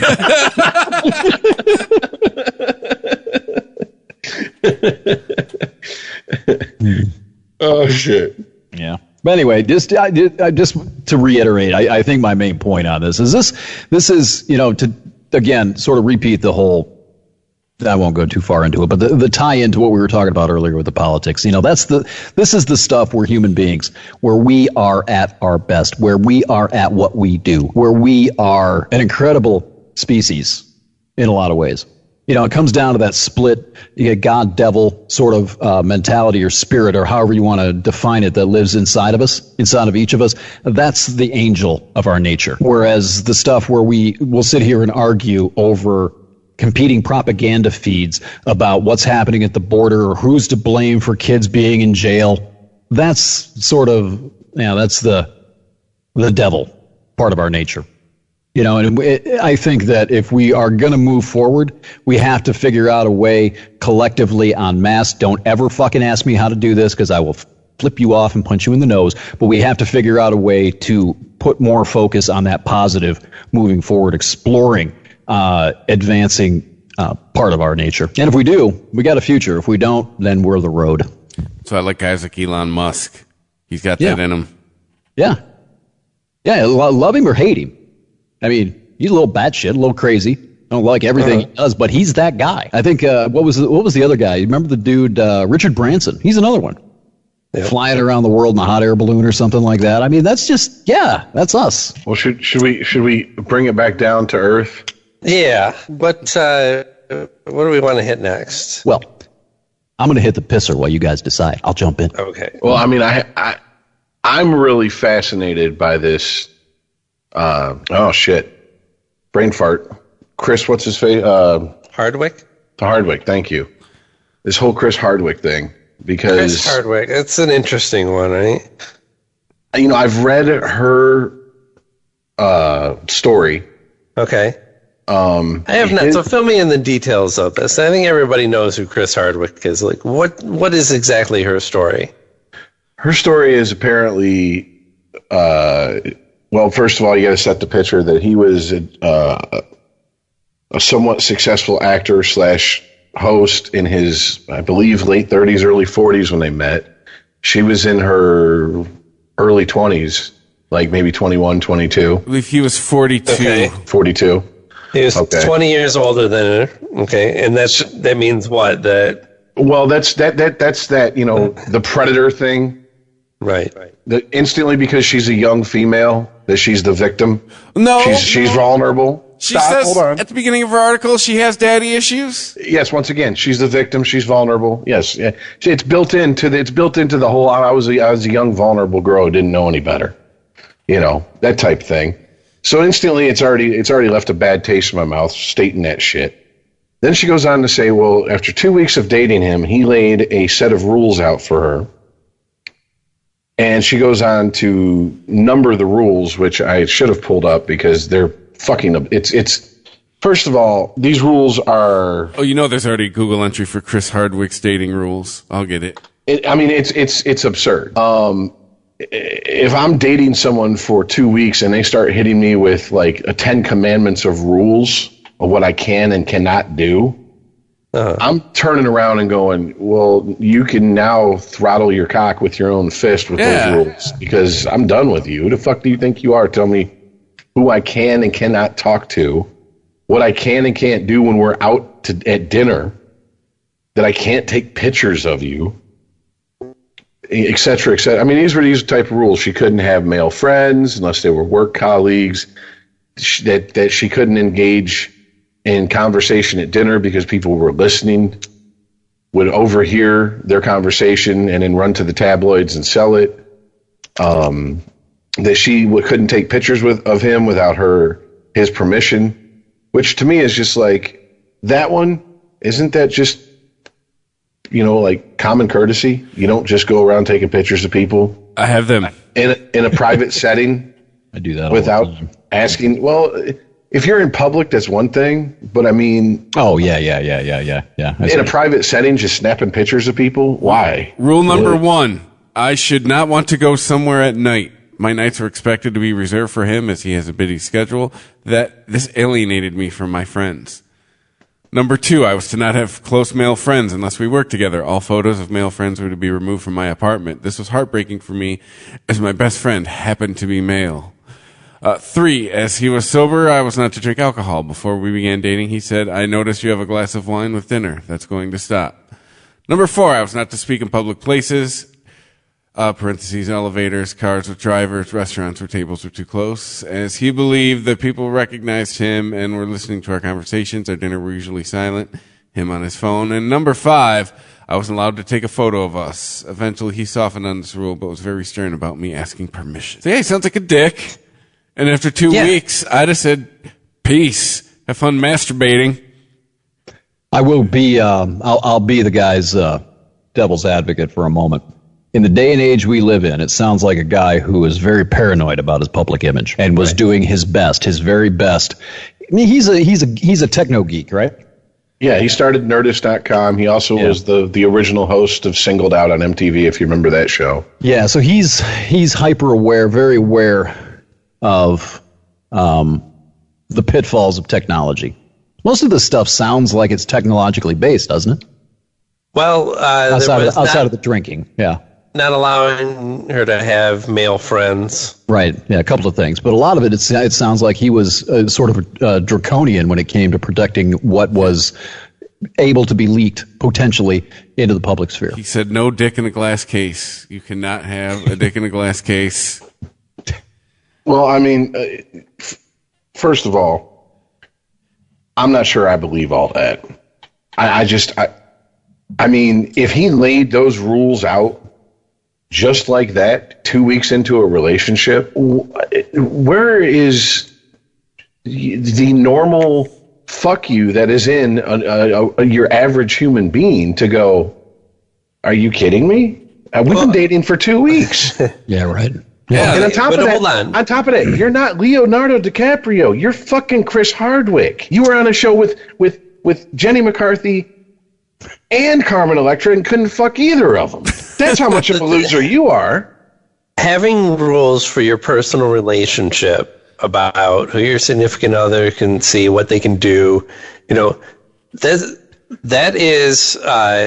doesn't work for a lot of people, but there's plenty of people still that they would be perfectly fine with that. Yeah. That even works. And I'm saying they because this is not even a male or female thing. I don't know what the numbers would look like on this, but I would bet you there's just as many males as females out there that have rules, whether they're written out on paper and handed to somebody or just explained verbally there's certain rules. I mean, outside of your basic rules, like you can't fuck somebody else or you can't treat me like shit, like these rules that seem very excessive to us. But look, obviously there was something that worked for her in this relationship. Yeah. Well, here's Chris Hardwick. How long were they together? I may have missed that earlier. How long were they together? We didn't say. Everyone know? I'm scanning this article. I'm trying to see if I. Well, the other point of this is to go back to the point I was trying to make a minute ago. Is the woman sounds like she essentially validated my point, because it did come. The relationship became public anyway. You see what I mean? If she's going to come out with stuff like this, what else would she have come up with? What else would she have recorded? What other, compromising pictures or embarrassing pictures would she have taken that she would have made public when she decided to break up with him? Why is this a story? Well, it's a story because it falls under the Me Too. Right. Exactly. Controlling, emotional abuse. Maybe category. Maybe Mr. Hardwick, again, to give him the benefit of the doubt, maybe he read her perfectly well. Now, is this something that he did to every girlfriend he had? Let's jump ahead in a relationship. By the way, 2 years. They dated for 2 years. Okay, jumping ahead in a relationship. Eventually, she did cheat on him. And I'll say this, good for him. He said, one strike policy applies. Kick rocks, bitch. And then she started sending him texts that he's released that says, hey, when can we be okay? Will that ever happen? We both handled this poorly. This is from her to him, possibly myself more so. I'm sorry I shouldn't have texted you. I think I just got caught up in a wave. I hope things are awesome with you. Basically, sounds like a text someone trying to feel out whether there's still a chance that they can come back. Right. And I think it's insulting to her to say that she was brainwashed, right? Insulting to her? Yeah. Well, guys, let's just tell the truth and shame the devil. I don't find her attractive at all. I think she's whatever. I don't even. But no.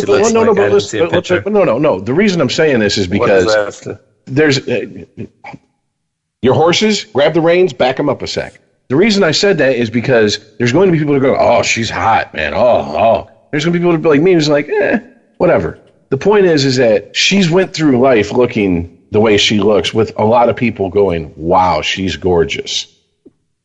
And with that comes the ability to not grow up, to not deal with the reality that average and ugly people have to deal with. Yeah. To think you are entitled and special, to think you deserve things because you've been given shit all your life because everyone since you've been 14 has been trying to fuck you. Yeah. All right? That's why I brought up how she looks. That's why it's relevant. I just, it sounds to me, just again, where none of us were involved in it, I'm only getting it from you guys, and you guys are getting it from sources on the internet. But from what you've told me in the last 5 minutes, it sounds like he read her perfectly well, because everything that he was trying to protect himself from, she took what she had and exploited anyway. Well, now here's where... And how is this relationship any different than what was represented in 50 Shades of Grey? That was a movie? It was a movie that everyone loved. It was fiction. So sure. That's how it was different. And I mean, there's instructional manual? There's the old meme that come out after the book initially come out that said if the guy in 50 Shades of Grey lived in a trailer, it'd be an episode of SVU. Right. and not something to get bored housewives' panties moist and cushion flipping. Yeah. But here's where, to me, the meat of the story lies. This is just the setup. To me, bottom line, there's his side, there's her side, there's the truth. That's how it is in every relationship.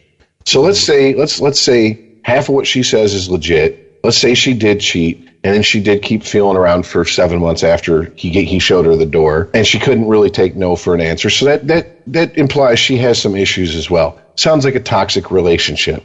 It doesn't sound like a relationship that's based on female or male toxicity. It sounds like just a toxic relationship. Right. Now, 3 years after their breakup, 3.5, something like that, she comes out. She releases her statement, and it cost him every job he has. Within 24 hours. Yep. Seriously? Yep. That I Yes. missed. He got fired? Yes. Because this woman came out with like a press release style thing and said he was a shit. Not even that. Well, she had Social media, Todd. Yeah, Oh, my God. Her And she- story was about her experience, and she felt like she wanted to share it with everyone. And she didn't even actually name didn't- him. And she did not name him in the article, But everybody was knew that they descriptive were- enough. Yeah. And she waited how long? 3.5 years after. Yeah, can we do a little simple math? This isn't even algebra, let alone calculus. What else is happening in the world right now that coincides with that 2.5 year thing? Now she Why also is this all says of a sudden she matter? also says that he would have sex with her when she didn't want to have sex. So she basically walks right up to the line of calling him a rapist. Right. And to me, look, we are almost a year out from the first explosions in the Me Too war that has been declared. All right, we've moved on to the second part of the war, the time's up part of the war. Why the fuck didn't you go to the police? It's still within the statute of limitations in any state in this fucking country. Yeah. Why are you not telling your story to the police? Why is he not sitting in a interrogation room being sweated out while they play a game of good cop, bad cop with him? The same reason that you didn't have to go to the police during the McCarthy years. All you had to do was denounce someone, tar and feather them, and they'd be blacklisted. Bingo. You could destroy their life by calling them a communist. You can destroy someone's life today by calling them, walking up to the line, as you said, of not quite calling him a rapist, but, he raped me. You can do that now. I talked about this a few months ago. I may have done it on my own podcast, escapingthecave.com. But that's where we are. This is the feminist movement rendition of McCarthyism. You do not need to prove anything. And it's going to continue. Right. Well, when you can get somebody who wanted to have sex more than their partner did, right? That's most sex. Isn't it a marriage? So you can only have sex if you're both like wildly passionate about it, like it's a one night stand or something, or if you both are totally not into it. Then you can have sex too. No but such if one thing. person's into it and the other one's like, I just put That's my an assault. sweatpants on. Yeah. There's no such thing as doing a sexual favor anymore. He wants to get off. Fine, I'll fuck him. Can't do that anymore. It doesn't exist. Why is that wrong? It's not wrong. Jesus fucking Christ. Don't gaslight yourself. It's not. Guys, I mean, I've been in a relationship where, hey, I am just in the mood. And I'm talking, the woman I'm with, and I'm going, well, she's done it for me. I'll do it for her. Yeah. It's not like I'm being raped. There's no gun to my head. There's no threat of violence. It's just maybe I woke up and I wasn't, my breath smelled bad. I got to piss hard on. So it's like I got to spit on her back and fake it. That way I can go fucking drain this thing. Yeah. You know what I'm saying? I mean, whatever. It is bad sexual encounters are part of any long-term relationship. Not every time you fuck is it going to be the earth moves, fireworks, You're not and gonna you be see God. Mutually rutting every time you bump genitals. Yes, this is where I get so pissed off at this bullshit idea that Hollywood and pop culture has tried to sell everybody, but for young women tend to really buy into it the most. Sorry if you're a listener and you're a young woman, pull your head out your ass. And where, the couple's rolling around in bed and they both come real hard at the same time. And they see God. That is bullshit. Oh, yeah. Movie sex, the guy is instantly hard, the chick's instantly wet. Yeah. They fuck with most of their clothes on and come together within 5 minutes. And I'm waiting for the day that the Me Too movement adopts "he didn't get me off." But then it's going to be, what is that going to be? Is that going to be like sort of sexual neglect? We're all done. Are you going to be prosecuted and shunned for that? I'll hit the stop button now. I won't even post the show. We're all done then, if that's the case. Not me. See, because that's the honest to God I knew truth. someone was going to say it. I knew it was going to come out. I know. So. This is the sad part that a lot of, especially young women, don't understand. We try to set the land speed record with our tongue to get you to fucking get off. That way we can just relax and enjoy the motherfucking fuck. Yeah. That's what most of us do. All right. And there's these unicorns out there that you can just blow by their clit and they just, and you're like, oh, sweet. Where's the remote? Awesome. Yeah. Now I can really enjoy this. You know, like genuinely enjoy it. And then there's the type where your jaw falls the fuck off. You get carpal tunnel from trying to, you throw your back out. You do everything you can, and it's just what are you doing to throw your back out? There's just, man, whatever. If Next level shit you don't know about. Yeah. You got like a step ladder underneath you, or what the hell's going on here? Kama Sutra, pick it up, bro. But no, seriously. Yeah. Whatever. All the bullshit. We pull out all the tricks, and it's just not happening. And yeah, I guess if that's a common thread in a relationship, then that means I'm not sexually compatible with that person, and that's a problem. But if that's just a once in a while thing, then she wasn't as into it as I was, or her mind was wandering, or any other. Jesus Christ, haven't you ever had sex without coming as a guy? All bullshit jokes aside. Of course. Usually had whiskey involved, but yeah. For whatever that's actually been, I've used that to my advantage. It's like... He didn't ask for reasons, Todd. He asked yes or no question. No, man, I'm just trying to relate to the audience because I know there's other guys out there that have experienced this, but you have a couple of shots of whiskey and you're lasting 3 hours and she is like, okay, fine, you did your job. Are you done yet? Yeah, okay. You made the pat on the back. Okay, man, we get it. Can I go to bed now? Those girls come back. No, seriously. I mean, whether it be a drug, alcohol induced, or just maybe you got a really good wank earlier in the day, and she come home and sprung it on you, and you were like, yeah, and you were like, oh shit. Yeah. But whatever. That's not.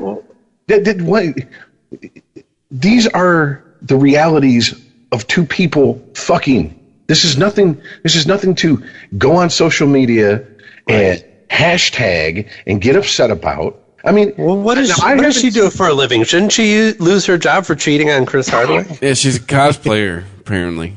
That's what she does. A what? A cosplayer. Oh. Yeah. She goes comic book conventions dressed up as characters. Again, it goes back to...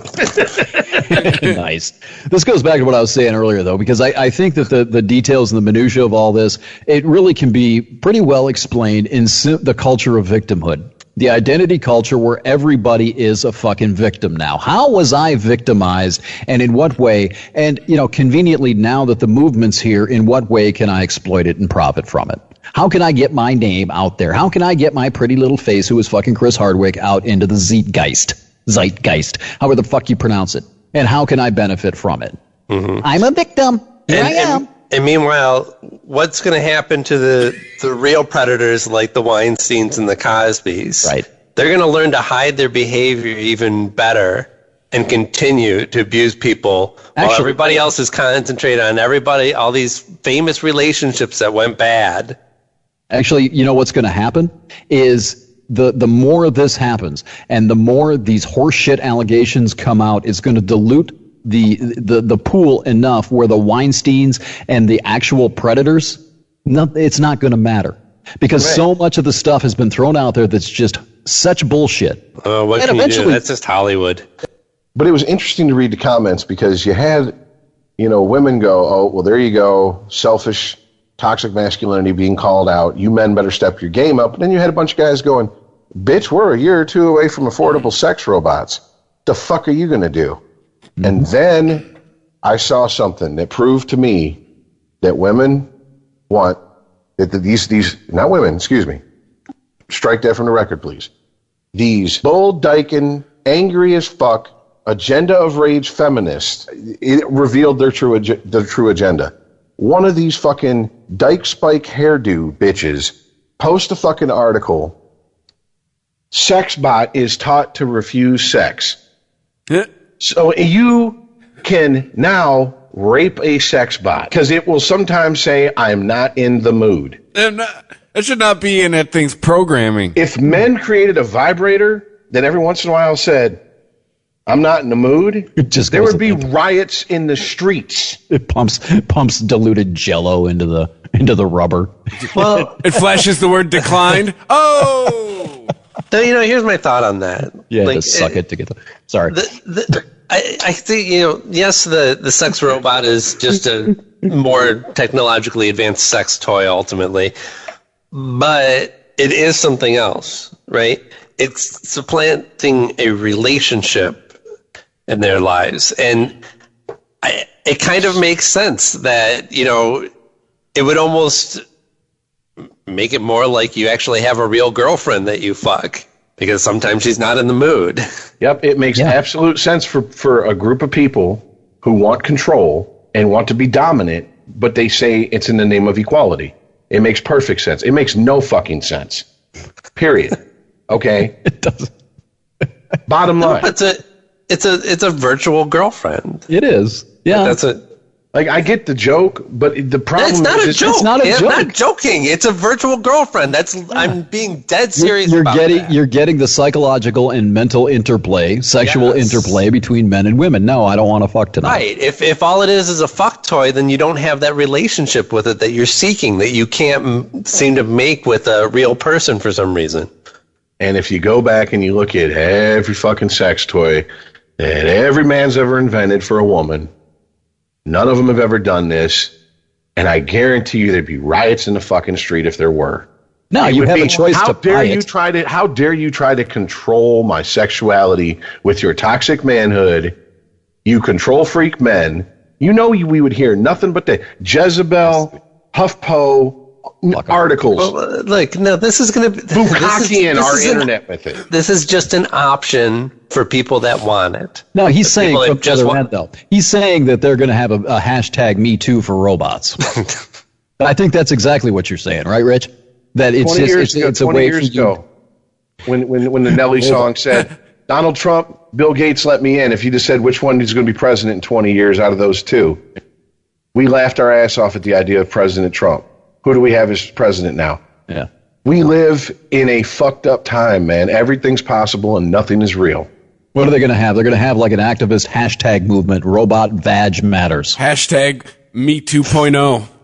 By the way, these women who I'm sure are just rejoicing that they're creating sex bots that can refuse have no problem with these automated machines that couldn't refuse, that have been building their bullshit, horrific nonsense they've been spending money on for decades now.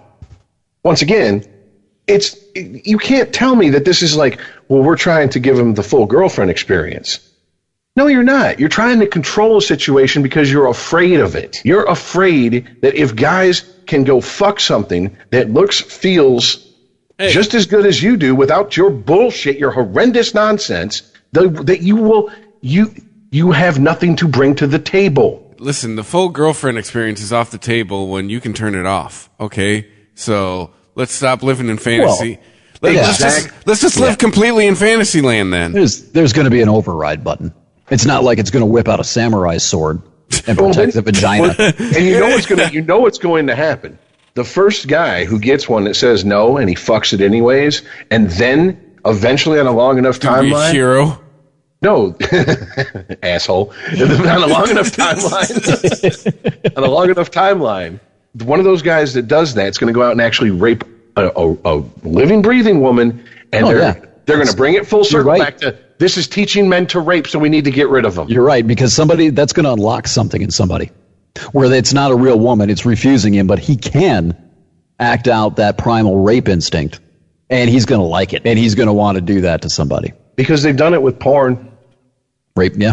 Even the most banal, bullshit, vanilla, damn near Cinemax porn, you will see third wave, blue-haired, shaved sides of their head feminists out there just working themselves up into a diabetic frenzy over, and you just go, are you serious? Then you don't want to see what I jerk off to, sweetheart. I mean, seriously. I'm sorry. Sometimes I'm in the mood for, ooh, baby, and blah, and all that, and that lovey-dovey shit. Other times, I want to see a bitch get rode and get fish hooked. Sorry. And furthermore, once again, these feminists go, well, this type of porn makes men crave that type of sex. Go look at hardcore feminist porn and tell me that, by the way, the vast majority mid-90s percentage of that I've ever found is women harming men, kicking them in their nuts, stomping on their dicks in stilettos, beating them. Why is that okay? It's not. But see, here's the thing. I don't give a fuck. If you can find a guy who wants to let you do that to him, more power to you. I agree. Right. No, sure, it's okay. But it's not. So why is it not okay that I want to watch a chick get face fucked every once in a while? There's a double standard here. That's okay, too.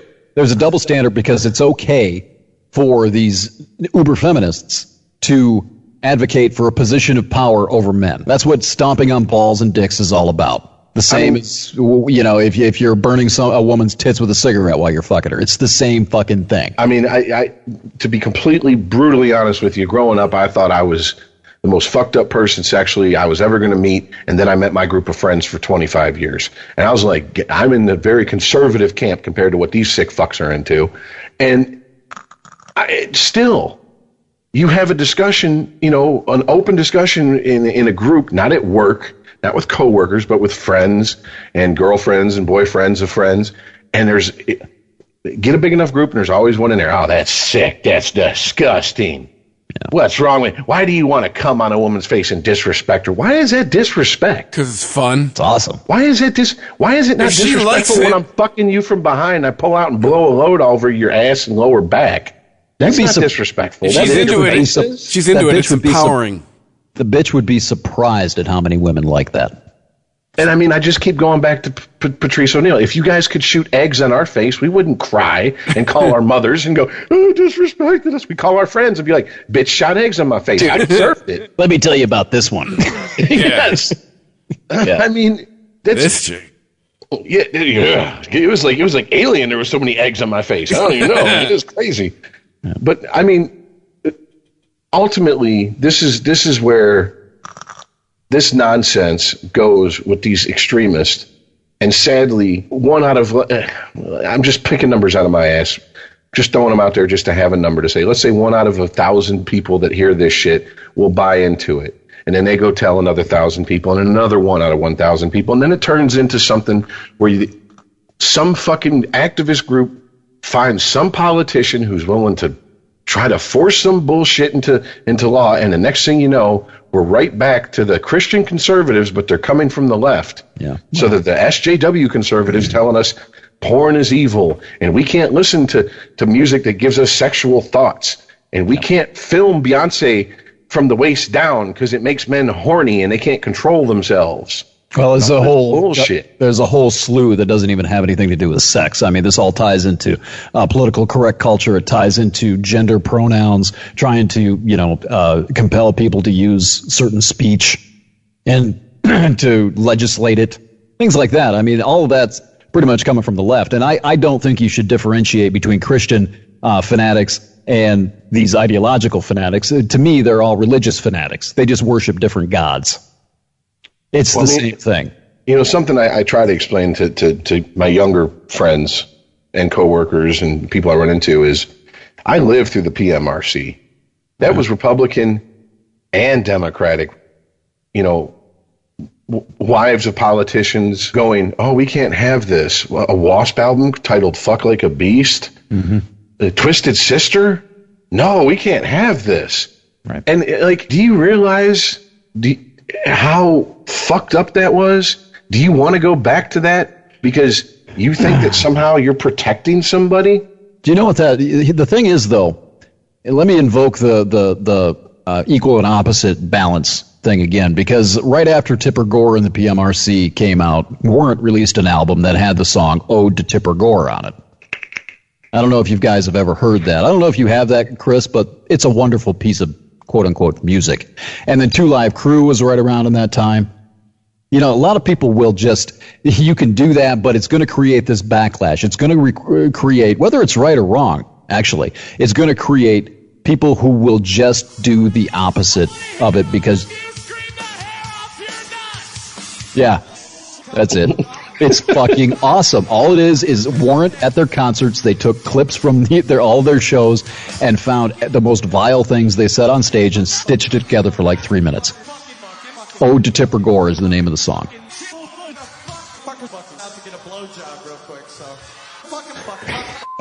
Fucking shit. The hell if you're not. Fucking shit. Fucking holy shit. Fucking motherfucking. Still like 54 seconds. Oh, is it? Yeah, I haven't heard a few years. Fucking guys kick ass. You kick ass too. No, they don't. They're warrant. I think that was the nice line. But you see what I'm saying? I mean, I don't know. It's part of me that I don't know how much stock to put in this, because I'm really firmly coming to believe this whole transcendentalist thing, that there is this universal sense of balance. Now, whether or not it's destructive or productive, I think depends on how far the extremes go.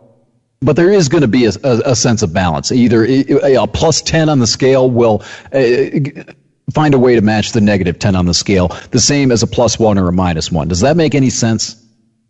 You see what I mean? There is going to be a corresponding balance somewhere, some ways. I don't know that it's really necessary to put a whole lot. I mean, it sucks, and I don't want to see it, and I sure as hell don't want to condone it. But they can do all of this stuff, and it's just going to create the equal and opposite backlash from the other people until these people figure out a way to get themselves into a position of power. But that doesn't even work. We saw this with the Soviet Union. This whole the Solzhenitsyn book, man. I had this whole. I'm putting together this whole thing that I was going to shit into your guys' ears today, and I'm going to spare you from it. But it really highlights, especially from the early days of Stalin moving forward, how bad things can get. But there's always going to be a seed of the equal and opposite backlash. So you can put a lot of importance and a lot of stock into these fanatics, but you also, I think, have to keep in mind, and this is that positivity and that anti-cynic thing, that there is going to be that balance. There's going to be a swing back toward the middle one way or another. People won't stand for it. They may have to, and they may be forced to acquiesce to it, but they're not going to stand for it for long. And that's the thing that I think the left doesn't understand about their extremism, is that it's creating, throughout the culture, throughout society, and around the globe in a lot of ways, it's creating the exact opposite of what they're trying to create. Yes, and one of the it's an overreaction in my opinion, most of the time. But I mean, it's created different movements in different cultures. You know, the Japanese have a term for it. It's called herbivore men. It's a term used to describe men who have no interest in getting married or finding a girlfriend. They are happy just doing what they do, going to work, making money, spending their money on themselves, having friends, jerking off if they get the urge to got to get the evil out. And over here, we call it, there's the MGTOW thing, the men going their own way thing. And then there's, I guess you can lump incels in there. But incels to me seems like people that are angry that they can't get laid, when it's like you could just go buy some pussy and get it over with. But yeah, fuck you guys. Go pay for it. Fuck you guys. I'm just like, that whole thing is just, that's another subject. But I mean, this is the reaction to it. And if you go and you actually just lurk and read the stories, most of these guys are guys that have been burned.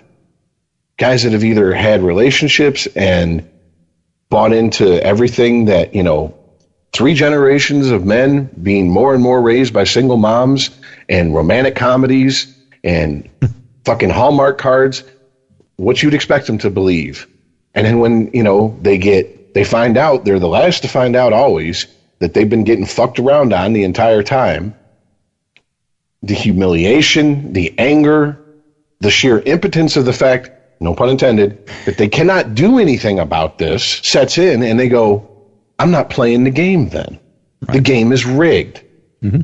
And I went through this, my first very real relationship, every time she cheated and I got angry, I was told by men, women, family, her family, both of our friends, what are you upset about? If you'd have been taking care of her, she wouldn't have done that to you. And then the other one I heard was, well, she's a young woman. She's a flower. She's exploring. She's blooming. How dare you try to control her and tell her what she can and can't do? Yeah. Now, when I cheated on her to prove a point and be like, here, bitch, this is what it feels like. You scumbag. I was a scumbag, piece of shit, dog, pig, every other thing you could think of, ostracized, cost me a couple friendships. And I'm just like, how How is this even a level playing field? I'm not even playing the same sport. What I am doing is literally walking into a pitch black room and being told to play a game that I don't even know I'm playing. I don't know the rules to. All right. And I have no physical affinity for. And they're, these type of, and I'm not saying this is all women, but these type of women who just feel that they can cheat and then just go, well, what's he going to do? Nothing. Ha ha ha. I fucked you. I fucked around behind your back. Blah, blah, blah, blah, blah. What are you going to do about it? Where does society hold them? Leave. Where does society hold them responsible for their actions? Well, you can't call them a slut because then you're shaming. Exactly. Yeah. Exactly. I mean, rightfully, first of all, we know way too much about celebrities' relationships in their lives. That's just my opinion. I don't, I like Brad Pitt in Seven. I really don't need to know why him and Jennifer Aniston broke up, but I do. Because it was all over the fucking news for like a year or two when him and Angelina Jolie started fucking around behind her back and all this bullshit. And I was, Brad Pitt. He didn't even get as much of a pussy pass as the average buck-tooth, solid 5 woman who cheats constantly on your best friend gets. Chris Hardwick's ex-girlfriend. Yes, the whole thing. Why did the relationship break up? She cheated. Well, he wasn't taking care of her. He was mean. It was his fault. And I go back to something I was told at a very young age by the women in my life, the women who raised me. Anything that happens to you in a relationship more than once, you allowed to happen. Fool me once. Yeah. Okay. Taught me personal responsibility. If she's going to cheat and she does it once, if I choose to stay with her, I'm taking that risk.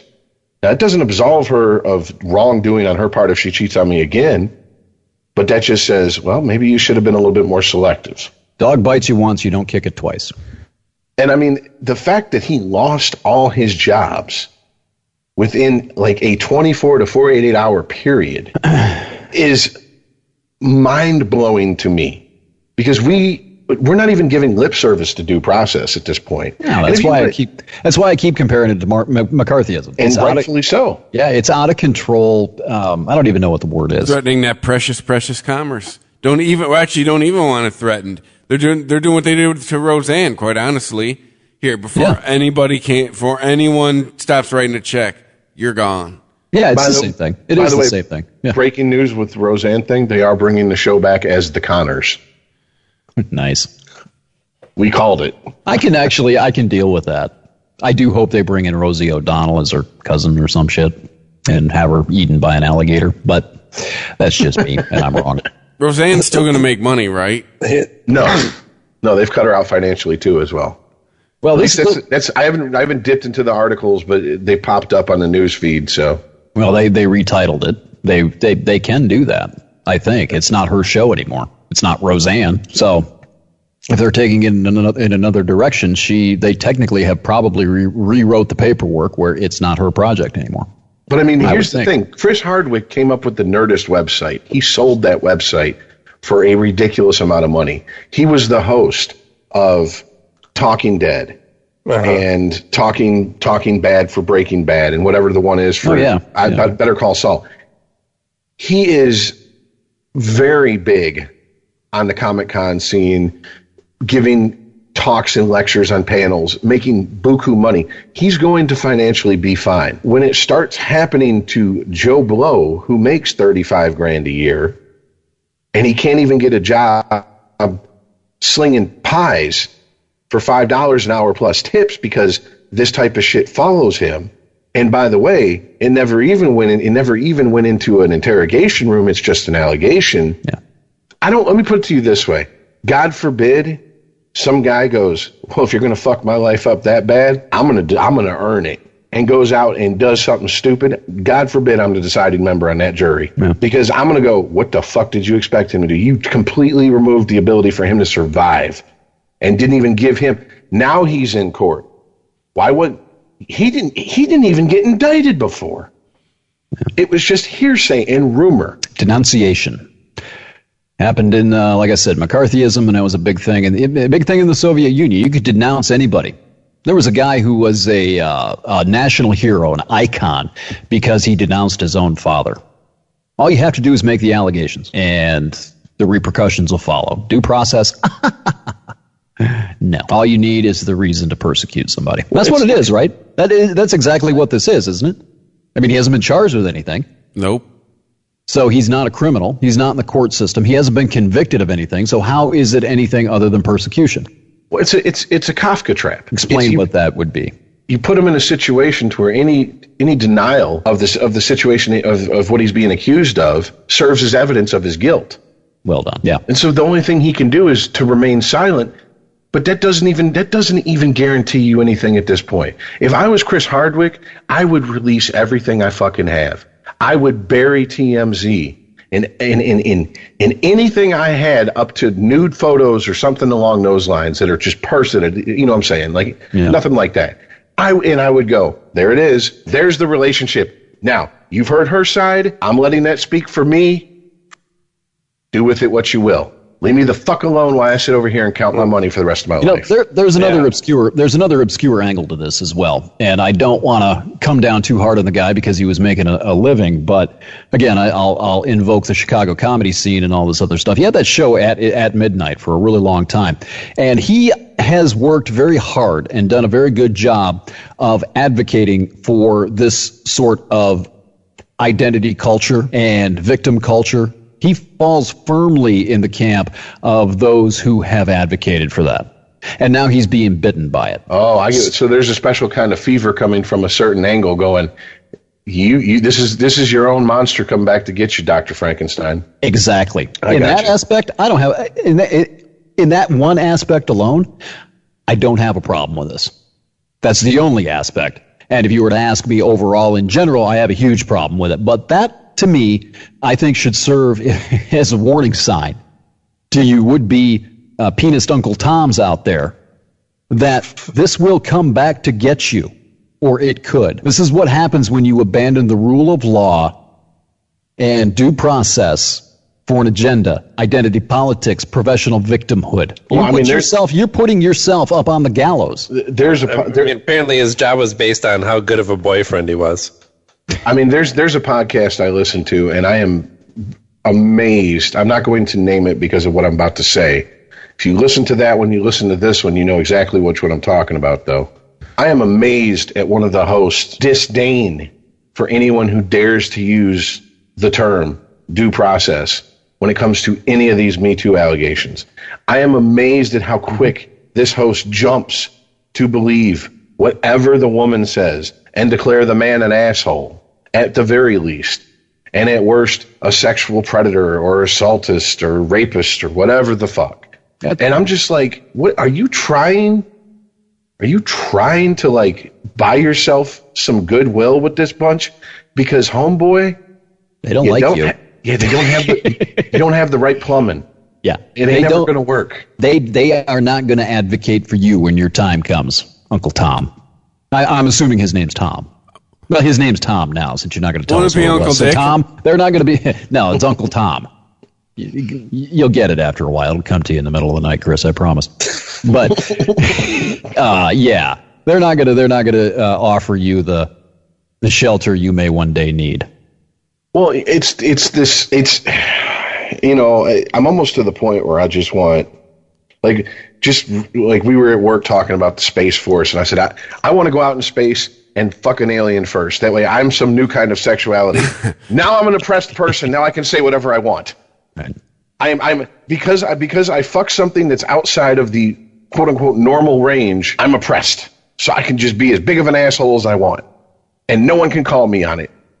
And my buddy goes, you say whatever the fuck you want anyways. I'm like, oh yeah, right, my bad. So yeah. He goes, yeah, you're one of the ones that just don't give a fuck. He's like, if you ain't got nothing to lose, I'm like, calm down, me and Bobby McGee, I got you. But it's kind of the truth, because this other story that Aaron had brought up, this, what is it, White Death? I didn't share that one, did I?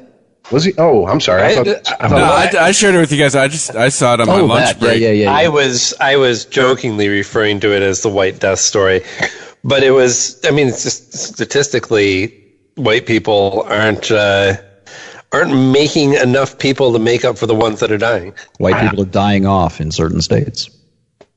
I swear, I'm not joking. I wish I was going to be alive for the tipping point. I mean, it won't go like I want it to go, because the people who feel that, you know, they're underrepresented and everything else, and in a lot of cases, rightfully so, by the way. But the ones who just don't even bother with equality, want to shoot right to the top of the fucking totem pole and take a shit on everybody else and go, that's what you get for thousands of years of historical oppression. They're not going to be, but they're not going to be magnanimous and benevolent. No, they're not. Here's the actual statistic. Census data briefed by Applied Population Lab shows that deaths outnumbered births for white people in 26 U.S. states in 2016, up from 17 2 years earlier, meaning 17 U.S. states where the same statistic was true, that deaths were outnumbering births. Wow. Come on, Whitey.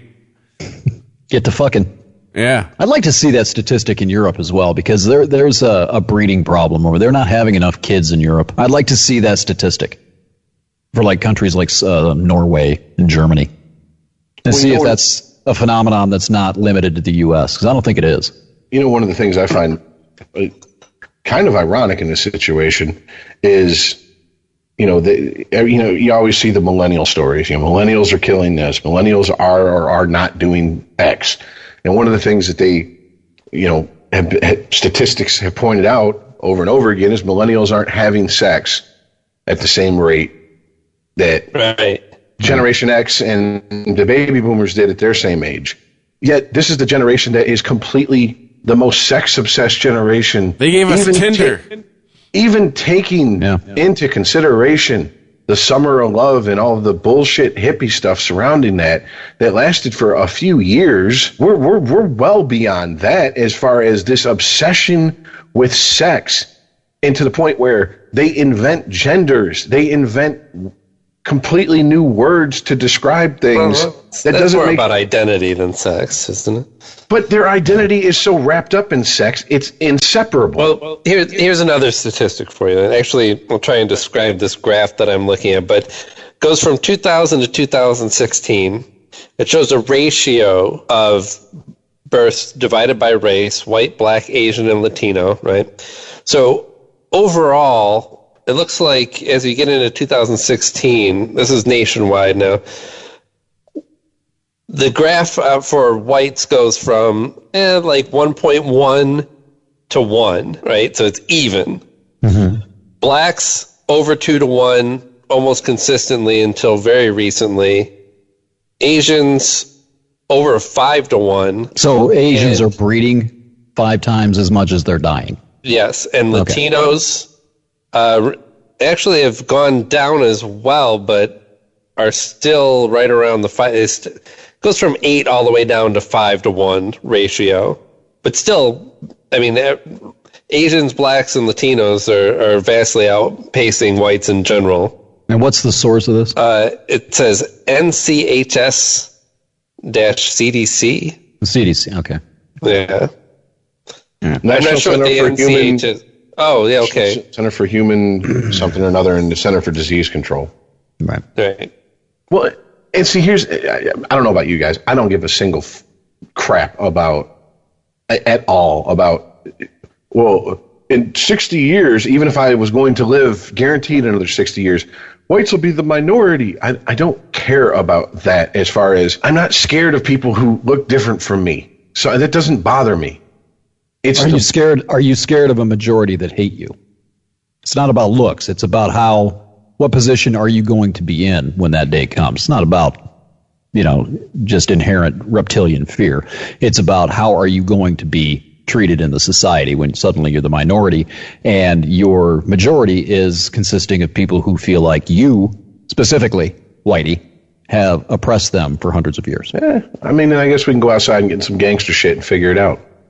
Yeah, well, you may have to. I don't know any other way to put it, because I'm sorry. You hit the nail on the fucking head. That is, It's Also, it was a white glib people reply, but you nailed it, man. White people have proven that they're able to still dominate even when they're in the minority. well, guys, Find a way to come back. guys, it is. This is what I try to explain to people who feel that who love to trot out this word historically, and then throw oppression and subjugation and any other word that they just learned yesterday behind it. And I'm like, okay, great, wonderful.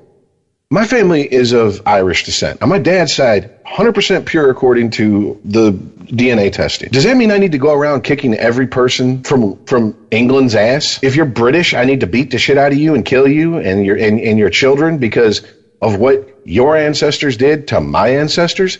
But no. That's because of your white privilege. Okay. That sounds like an awesome YouTube video, and I would follow you around and film it. Again, I'm just playing the argumentative devil's advocate here. That's what they'd say, because your skin color doesn't determine your success and how you're treated here. And that's exactly what they'll say. That's where you get into. That's where you get into the social. Michigan man assaults Jude Law tonight.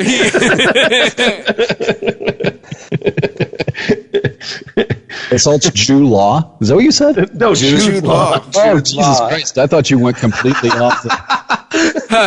Holy shit! I thought it was like I was talking to Aaron Goebbels here for a minute. Okay. The Juden in the shower snow.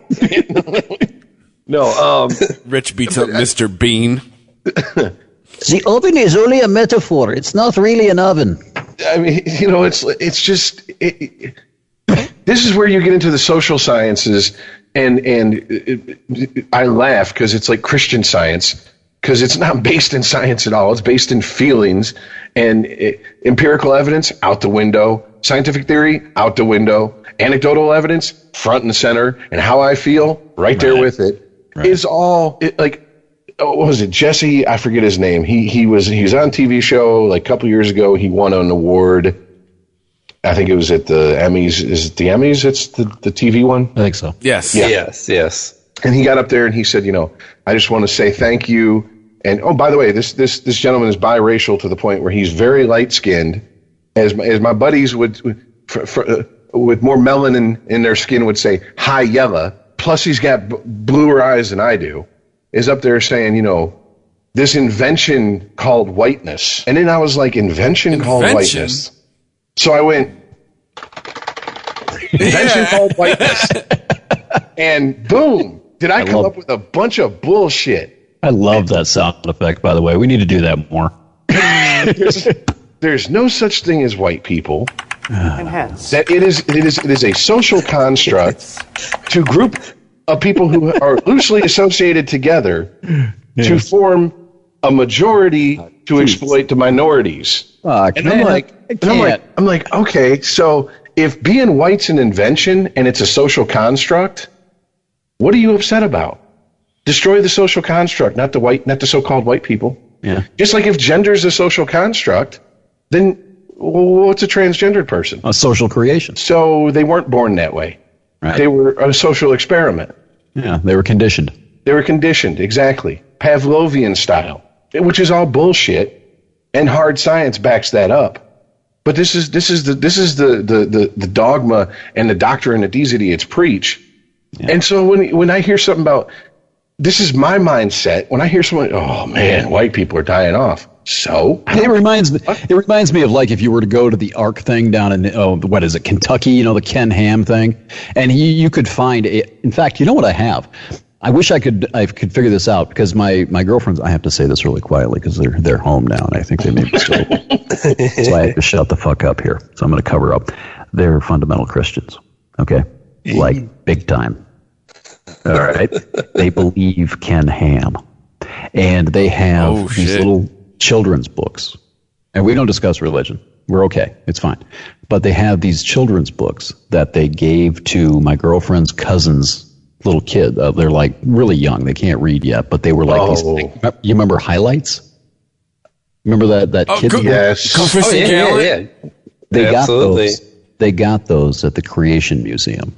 And there's this stuff in there talking about how scientists, you should be a scientist, but only if your science agrees with God's word. So you should not be a scientist is the name of this In the technical vernacular, yes, that's exactly what he's saying. But that's what that reminds me of. It comes back to this thing that I was talking about a few weeks ago, and it was backed up again by this Solzhenitsyn bio, where you've removed religion from a certain ideology only to replace that religion with the ideology itself. So what you're doing when you're having these, you see these publications about how white is not really a thing, it's a blah, blah, blah. It's the same bullshit, the same propaganda line, the same tactic being used in this highlights book for children. Bullshit science, bullshit articles, bullshit propaganda set up as a scientific study to basically indoctrinate people who are receptive to it. That's all that is, and it's vile. I believe I've seen some of those books because a certain ex family was very much into it. Are these the type of books where you see people who look like they're from the Old Testament biblical times just skipping along with dinosaurs and stuff? Like at the same time? Holding hands with T-Rex. Let me see if I can dig through it real quick. Now, the thing is called Kids Answers. Now, of course, you know Ken Ham. His website is called, all together now, Answers in Genesis, where he believes the world is 5,000 years old and all this other fucking bullshit. I want to find and read part of this. Oh, here it is. It's on the very back. This wasn't the guy with the sweater that asked Trump a question? That's Bone. That's Ken Bone. Bone. Mixing up your Kens. Ken Ham is the guy who was in Religulous. Ken Ham's the guy who challenged Bill Maher. Yeah. Or Bill Maher. That's right. Or Bill Nye, not Bill Maher. Okay, so this is what it says. Now, I'm going to read this literally. It's on the back page of this. The thing is called Kids Answers. Stick it together and have a be Hambone. I've done that before. And the title of this episode from November, December 2007. So it's 2017. So it's last year. Do you want to be a scientist? And on the back, it's got this little blurb next to a guy who wears a hat like fuck you, Ken Ham. He wears a hat like I do when I'm traveling, and I want to kill this guy now. Piece of shit. You reflect poorly upon me and my adventurism, you cunt. Anyway, it's called... Wait, he wears the same style of hat, or he wears a hat like you wear a hat? He wears the same style hat and shirt. He looks like he's going off to, sail the Amazon, as I did in December, and this motherfucker would be thrown overboard down there and eaten by an alligator. Or probably jump, thinking God would save him. Cunt. Fuck you. Anyway, the little blurb is called Talk It Over, and it says, have you ever thought about being a scientist? What would you study? And this is geared to children now. And the next paragraph says, read Genesis 1:1. How does that verse shape our understanding of the universe? What could happen if we start by believing? It doesn't. Quit interrupting me. What? Because this is funny. What could happen? I have to reread it to keep the context, Chris. Read Genesis 1:1. How does that verse shape our understanding of the universe? What could happen if we start by believing that? So in other words, you want to be a scientist, you got to start with Genesis, and you have to believe that and then take that to your scientific study. I'm not done. Then read Romans 1:18-20. What does this passage teach us about why some people don't start with the Bible? I don't know what Romans, I should look that up now, but this is the kind of shit that they're trying to shove into kids' heads. It's the same thing. It's the same exact thing you were talking about, Rich, except with the progressive religion that we're having to deal with today. It's stuff that's wrapped in religiosity and propaganda, however you want to look at it, and put forth as rational conversation and study. By the way, real quick, Romans 1:18-20. Oh, yeah. This is a According good to the one. NIV, this is the summary of the quote, God's wrath against sinful humanity. The wrath of God is being revealed from heaven against all the godlessness and wickedness of people who suppress truth by their wickedness, since what may be known about God is plain to them because God has made it plain to them. For since the creation of the world, God's invisible qualities, his eternal power, and divine nature have been clearly seen, being understood from what has been made, so that people are without excuse. And they want people, they expect these children to start with that and lay that as the foundation for their quote-unquote, air quotes, on a podcast, scientific study. Oh, but yeah, this applies to a very narrow band of people that would go back and forth between Mass for Shut-ins and Mr. Wizard on Sunday mornings. Hey, you want to hear Genesis 1:1, the foundation for all of their scientific thinking? In the beginning, God created the heavens and the earth. Yep. There you go. Yeah. The earth was without shape and it was void and all that good shit. So therefore, the Bible, according to Ken Ham, and this is all over his work. The Bible is your scientific textbook. Right. Neat. In order to be a scientist and a Christian, you first must be completely non-curious and think we have the answers to everything. Galileo was a scientist and a Christian. Now, let's not lump them all in there, but to be a batshit fucking Christian, like a guy who would build a huge ark in a field in fucking Kentucky and have little fucking Flintstones characters riding dinosaurs in there? Right. That's what. And if you want to be a doctor, just repeat after me. You look fine to me, and if there is anything wrong with you, I certainly can't do anything about it. You're in God's hands. Yeah, God will fix you. Pay me. Yeah. So you see what I'm saying, though, Rich? You see the connection with what I'm trying to say about what you were talking about with this fucking social studies, social science bullshit that you see coming out of people who are just sitting there thumping an agenda? It's the same thing, man. I mean, again, I'll take it back to Solzhenitsyn, and that's what the Russians did. That's what totalitarian states do. That's what batshit people who want control of society do. It's the same. They don't want people thinking rationally about this stuff. And I'm not talking about Ken Ham here.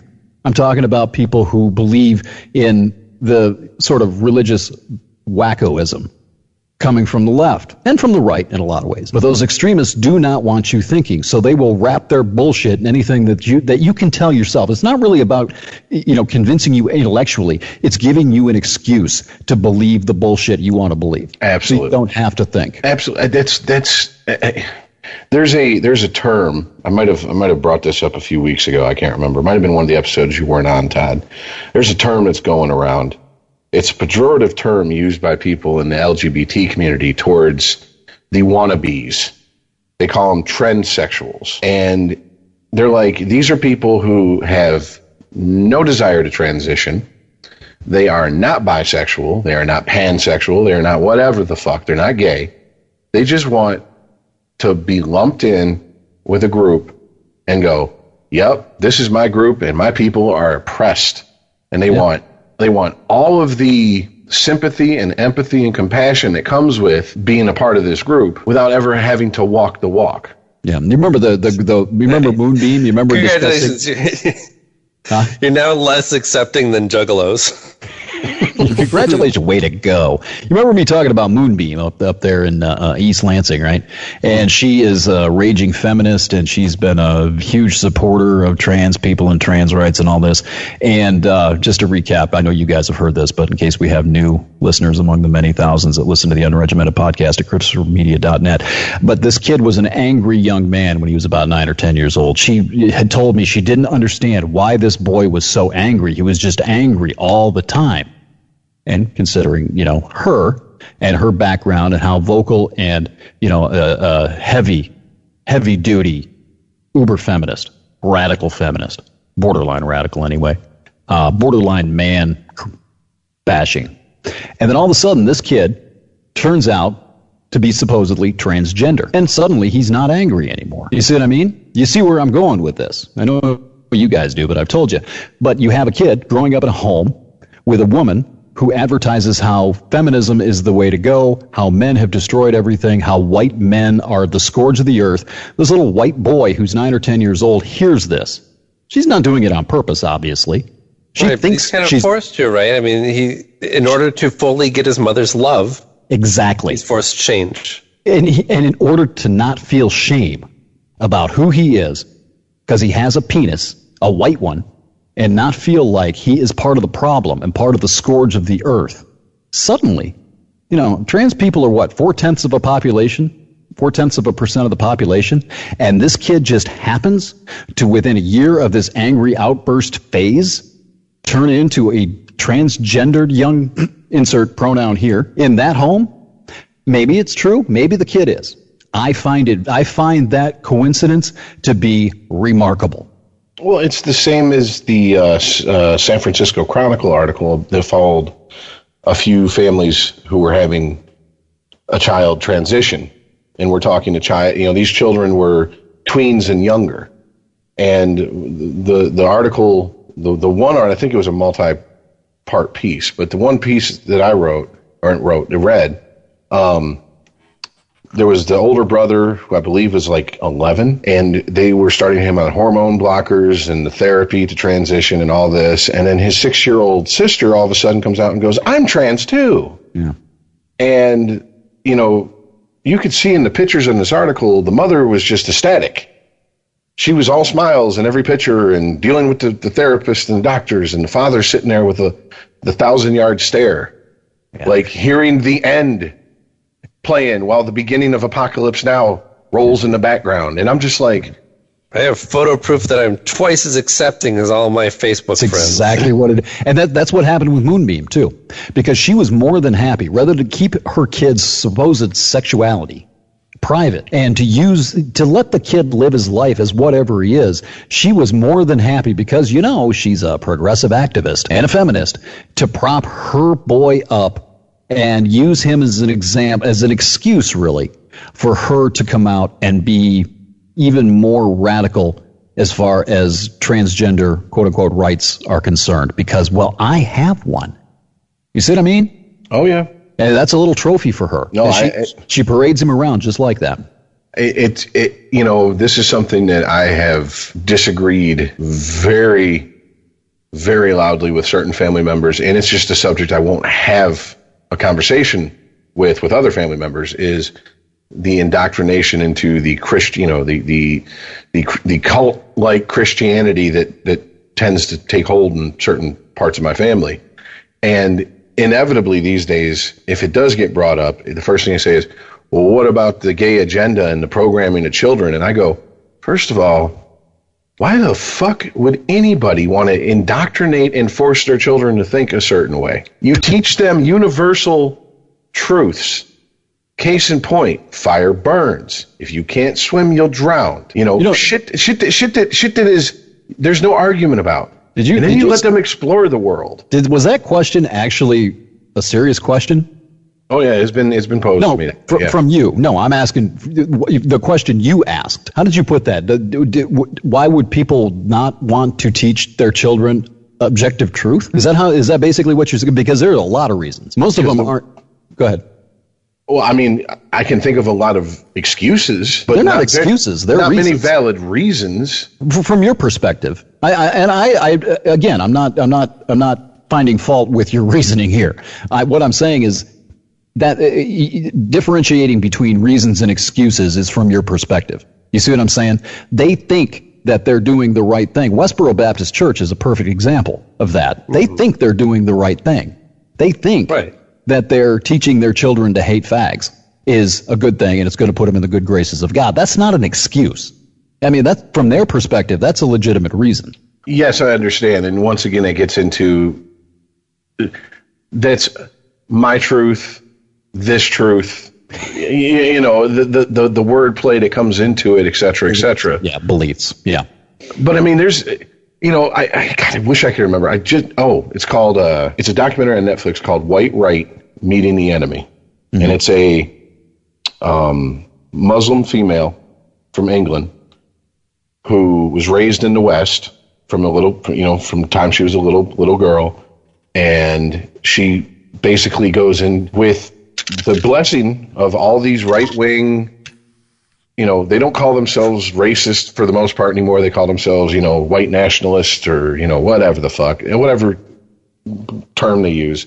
Yeah. She goes in and she embeds herself with them. She was actually marching with them in Charlottesville and got attacked because they thought somehow a Muslim woman in the middle of a bunch of white men was the enemy, and Antifa attacked her. And she has it all on video, you know. Mm-hmm. And it's only an hour-long documentary, but in this documentary, you see her start having these one-on-one conversations, and she reads some of these guys, and these are leaders of these you know, movements, the emails, the letters, et cetera, and they're like, well, I'm uncomfortable. I don't feel that way about you. I don't think that, was it shit skin, and you should be raped and killed, not in that order, and, you know, et cetera, et cetera. I mean, just, you know, the most vile parts of fucking 4chan you can imagine. And by the end of this, one of the guys resigns from the largest white supremacist organization in the country. And he's been their leader for 16 years because he's like, I consider you a friend. You're just another human being.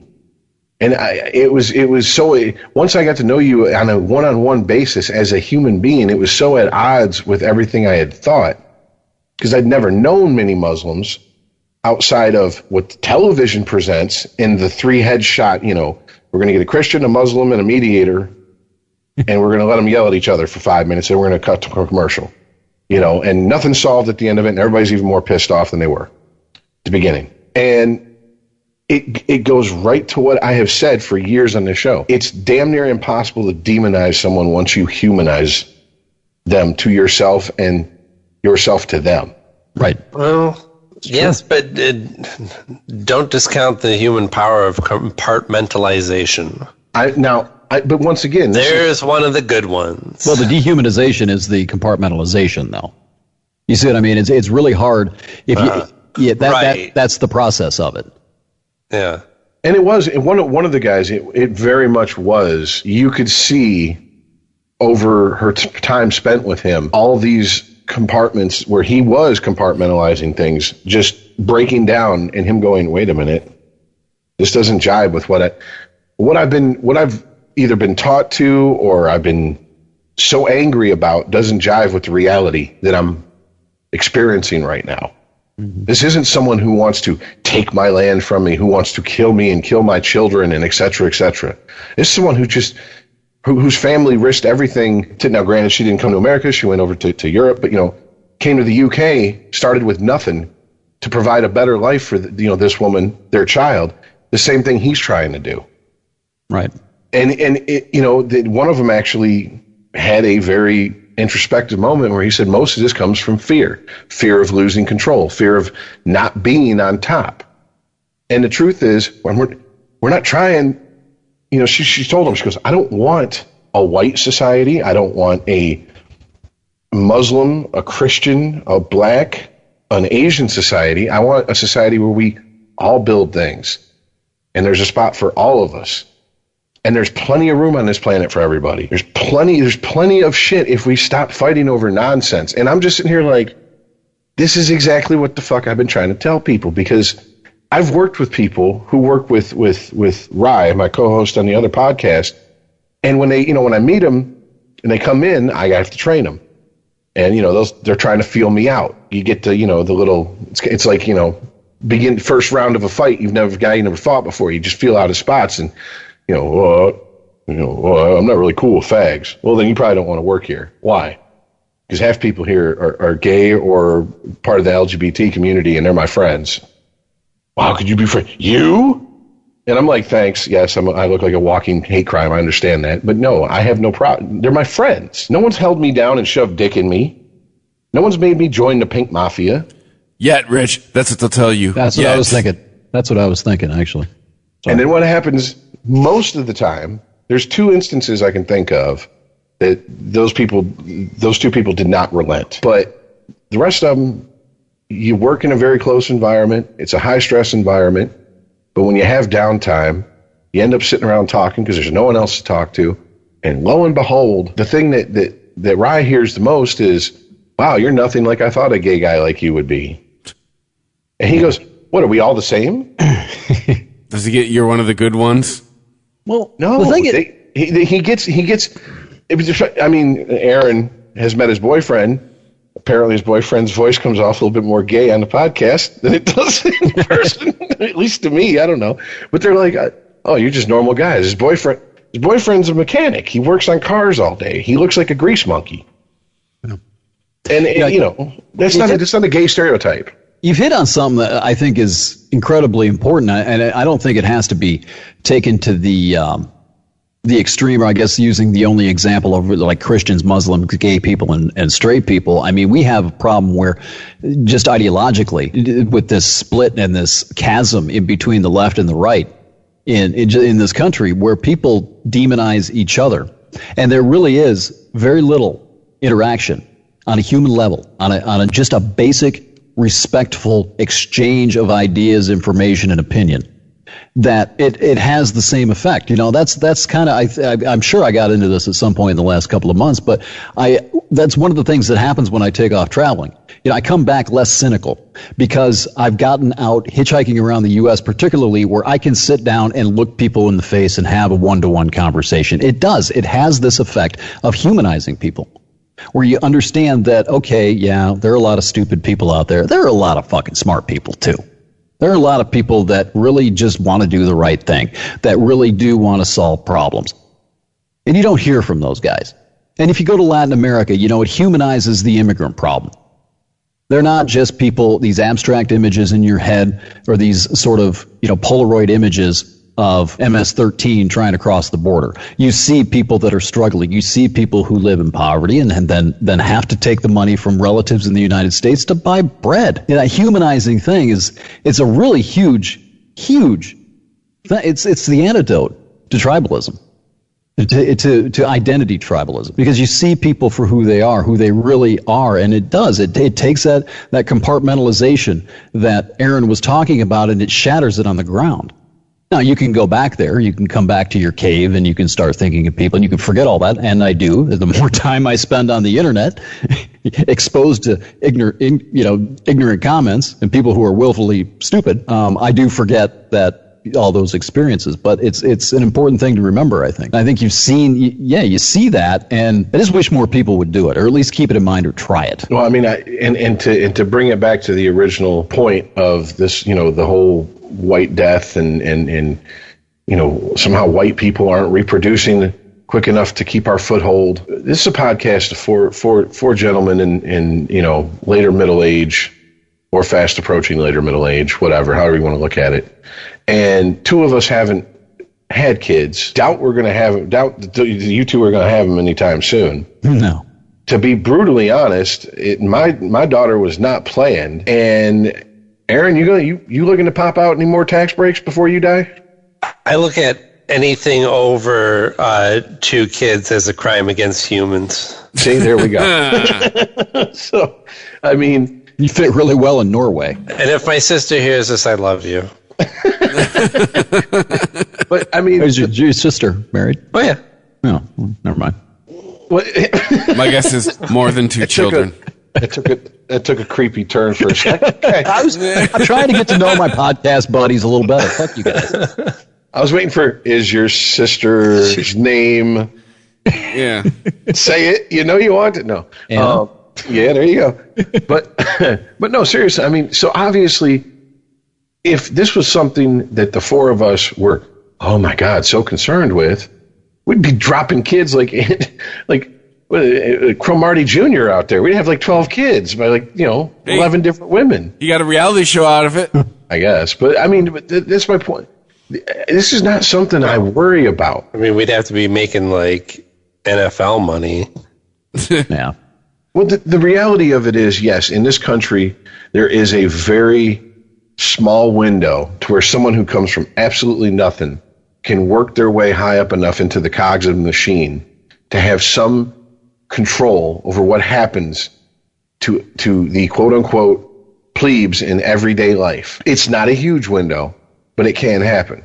I'm not worried about who the people at the top, what color they are, because most of the time, in my experience, the only color they care about is green. It's if you think that there's going to be some mass uprising of black women and they're just going to take over the government and it's going to turn into like the Black Panther, some sort of ethno state, I got a big spoiler alert for you. It ain't happening.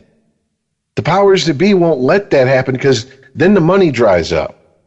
And the way this government and this in our country at this moment is set up is it's a pyramid scheme. Shit rolls downhill, money goes up. And if you disturb that apple cart, God help you, whoever you are.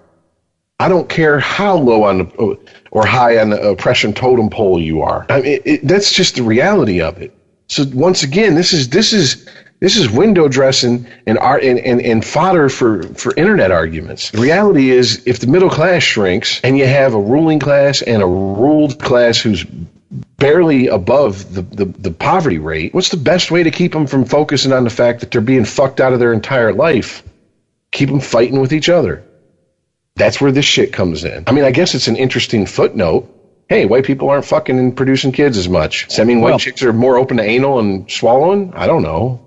If they are, go team. There's you're missing one small thing though, Rich. And I don't know how much you're missing it really. Again, it comes back to the old Russian Revolution history. Have you ever noticed how one of the things that a lot of people like to say about the left is that the people on the left don't care about poor people as much as they hate rich people. They don't really give two fucks whether or not you live in poverty. They just hate that you have money. And that's something that, again, comes back to the Russian Revolution and after Lenin and Stalin took over. That the lowest class of society, the ones who were really oppressed, the ones who were persecuted were the people who had money. You need an enemy. You need somebody to say they're causing the problem. Those people over there are causing the problem. And then if you can do that, and you can sort of instill the idea in the rest of the people's heads that they're not part of that, and you can get them on your side to persecute these other people, as they did with the Russians did with rich people, the bourgeois in the 1930s, then you've got that mechanism as well to keep people from realizing how badly they're getting fucked. Because you can make life worse for these people. They're getting fucked worse than you, and I'm helping, so therefore it's okay. Well, it's like Freud started off believing in the pleasure principle, that people did everything because it brought them pleasure. What he didn't count on was the fact that people love to cause other people misery almost as much as they enjoy pleasure themselves, especially a certain type of person. I saw something, type of personality of person. I saw something today that on Twitter. It was from a Nietzsche. I don't know how to say the guy's name, but the philosopher dude that said that people don't seek out pleasure, they seek out power, and pleasure is a byproduct of power. That makes a whole hell of a lot of sense. That's a pretty astute observation. Yeah. I mean, and to bring it back to the immigration thing, it's like, this is why it's such a strong issue for the Republicans. It's a twofer. They get to prey on people's fears of your culture is being wiped out, your white culture is being erased in this country. And they also get to point the finger at somebody. I'm not the reason that you don't have a factory job anymore in your town. It's not because, I okayed your corporations to go do their business overseas. It's because somebody else is hopping over the border and taking your job. Right. And that too, again, I guess you could take that schematic and that sort of blueprint you just lined out for everybody. You could apply that to the left as well. Trump is the person to be afraid of. Trumpism, fascism, however you want to look at it. And everybody's oppressing you. White men, particularly white men. We are the Mexicans to the left. Well, the fact that I have sat and watched certain subgroups divide even further into subgroups and start ripping themselves apart from the inside out. Yeah. I mean, it makes me think that conflict, look, bottom line, whether we want to realize this or not, we love conflict as a species. We love it. We crave it. I almost am convinced we have to have it in some form or another to just, it's sustenance. Yeah. It's just like food and shelter. We have to have something to persevere against. Yeah. Yeah, we talked about this a few weeks ago. And that struggle, that climbing of the hill or whatever. And we've only been around maybe 100,000 years in this form. After we sort of slunk out of the jungle or whatever, 100,000, 200,000, I can't remember. But right, you're saying we're older than the Earth. How is that even possible? Yeah, fuck you, Ken. I'm going to grab you by your beard and skull, fuck you. You knocked me off track, you dick. No, but it's for the longest time, only the last 2,000-3,000 years we've been civilized, quote unquote, right? Maybe 4,000 years, 5, whatever it is. But for the other 95,000 years, I'm going to put civilized in quotes. I did too, yeah. For the rest of the time, we were tribal. We were battling for territory. We were battling for dominance. We were battling for breeding rights. resources, whatever you want to call it. And I think it is. I think it's part of battling for survival. Yeah, exactly. Like every other fucking animal on the planet, right? Yes. Territory dominance. And to think that has been somehow extracted by out of our DNA over the last blink of an eye in evolutionary terms over the last 5,000 years is ridiculous. So I think you're right. I think our brains and our minds, when we're occupied and we're sort of caged into this life of chasing money, instead of hunting, gathering, we're gathering money and going to work doing something we hate fucking doing. We want that primal sense of struggle. Mm-hmm. It's part of who we are, purpose, however you want to look at it. We can channel that into the positive things like setting off and exploring new continents. That's a struggle. That's life in its basic sense. We did that for hundreds of years. There's nothing left to explore. There's no place to go adventuring and conquering anymore. So we have to. We're starting to turn on each other. It's never gonna go. You're not gonna legislate that shit away. You're not gonna legislate biology away. You're not gonna socially engineer it out of the DNA. You're gonna suppress it and turn it into a fucking volcano unless you can figure out a way to sort of turn it to something positive.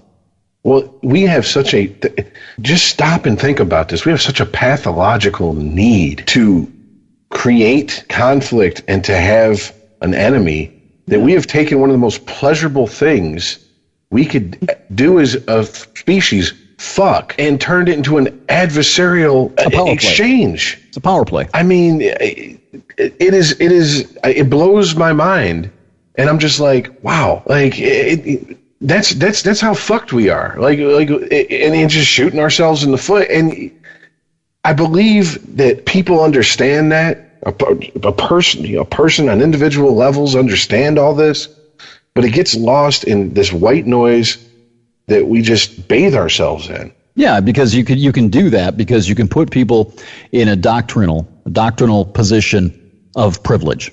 Speaking of privilege, and you can sell them this Kem Hanbone bullshit. You know what I mean? Yes, and something that was said to me by Aaron in the last week that really struck home was we were talking about a certain subject, and he said, yeah, don't do that, because that's just going to take you right back to the chaos that you fucking came from. And you've tried so hard to get the fuck away from it. Don't open the door and let it in. Yeah. And it's the truth. Yeah. And the sad truth is that as much as I might get worked up if the right buttons are pushed, if I'm triggered because I'm a snowflake, throughout the week, this is where it's like my purging moment. I just barf it all out, and then I go about the rest of my fucking life. Right. And sadly, the vast majority of people don't have that. They really don't. The vast majority of people don't think that much about it either. So the vast majority of people, I don't think, I'm generalizing and making a huge assumption here, but I don't think the vast majority of people put that much thought into it. They react. They base their reactions on what they see, but solely on what they already believe. Yeah, but when their brain thinks something that makes them uncomfortable, they immediately try and numb it. That's called cognitive dissonance. Yes. Time for more beer and TV. Yeah, exactly. There's nothing wrong with beer and TV, but like... Right. But that's why most people don't need something like this, because they're not putting the mental energy into it, the mental fuel into that. It really is. It's weird. I mean, I don't know if it's weird. Maybe, honestly, we're the weird ones. No, absolutely. I think that's a perfect note to wrap up on. You named the episode, Todd. We're the weird ones. I love mushroom stamp, by the way. I don't know who came up with that, but sweet. Thanks for that visual. I had to. Oh, man, it's fucking Trump. He filled up like an hour and a half without even trying. But it was very little talk about what he was actually doing. I want a Space Force t-shirt. Okay, I'll send you the link. I'm not even joking. Really? There's a United States Space Force Facebook page, and they're already printing up T-shirts. They have all different kinds. We missed the boat again. Yes, we did. Yeah, I want one that says "Get Some," where I'm like blasting an alien. You're sitting in Chewie's seat. Or better yet, no, Aaron, I'm going to get toe to toe with Predator. We need to get you one of Captain Kirk fucking green chick that says "Get some." There you go. Listen, I'm only on this planet for the weekend. And incidentally, did you guys ever watch? I think it was called Space Force. The Black Mirror episode where they're like the guy's in a virtual reality based on like Star Trek and he's Captain Kirk. The season 3 premiere. Yeah, it was. There's the kid from Breaking Bad. Yeah, that's who that was. I couldn't figure out. I knew he looked familiar, but I thought it was Matt Damon for like half the episode. I did too. And then I figured out it wasn't. Damon. I looked at my girlfriend. I'm like, "Who is that?" She's like, "I don't know. It's not Matt Damon, is it?" I don't know. Okay, but that episode was awesome. Wasn't that? I was just like, why does Matt Damon keep making that face? Was that episode based on a program that they called Space Force? I think so. Maybe. I forget. I know the name of the episode was the name of the starship that they were on. It was, yeah. But the show was, I think, it was either Space Force or Star Force. I think it was Space Force. I wonder if Trump got from that. No. I wonder if somebody in his administration watched Black Mirror and just came up with it. Well, I'll bet you Trump will buy this. We'll just use that. Half of them live it every day, don't they? Like, we need a plan for some sort of force to send into space, and Trump was like, Space Force, I love it. Next, yeah. Occam Fraser again, you're right. But I want to believe that something is fucked with it. Okay, Mulder, you want to believe. We got it. Yeah, fuck Scully. So add Unregimented Pod on Twitter. You need something like police cops, but not so dumb. Send your suggestions to escapecape.com. I got mine in there this week. Add Unregimented Pod on Twitter. Electronic mail is unregimented at ChristopherMedia.net. We'll see you next week. All right. Later. Congratulations on surviving this episode. Bye.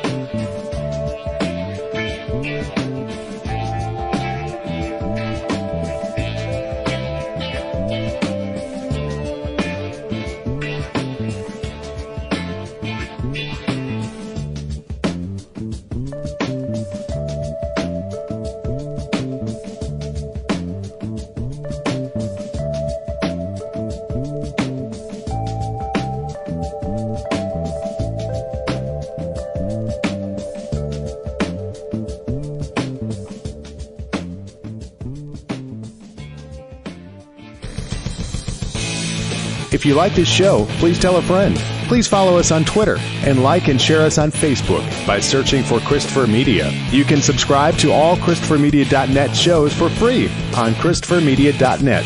Please make sure to rate and comment on all your favorite Christopher Media shows. Thank you in advance for supporting Christopher Media by clicking on the PayPal button and by clicking through to all the sponsors who support ChristopherMedia.net. Thank you for visiting ChristopherMedia.net, and thank you for listening. Thank you for visiting ChristopherMedia.net. Shop new looks for the new year at Macy's One Day Sale. Going on now with deals of the day like sweaters from Clubroom, Alfani, Inc., and more. $19.99 to $29.99. And get 40 to 60% off coats and boots. Then add the finishing touch to any look with fine jewelry clearance 70% off. Plus, get your .com orders fast with contact-free curbside pickup. Or you can pick them up inside the store. For details, visit Macy's.com. Savings off sale and clearance prices. Exclusions apply. Me, but also you. The Pharaoh fast forwards his favorite foreign film, Powder Donut. Okay, what's my line? The only line I see here on the script is get options based on your budget with the Name Your Price tool from Progressive. Oh man, that's a tongue twister, huh? I'm sorry, I'm gonna need a few more minutes. Bulbous Walrus, the Bulbous Walrus. The Name Your Price tool, only from Progressive. The owl ran afoul of the comatose coxswain. Progressive Casualty Insurance Company and affiliates. Price and coverage match limited by state law.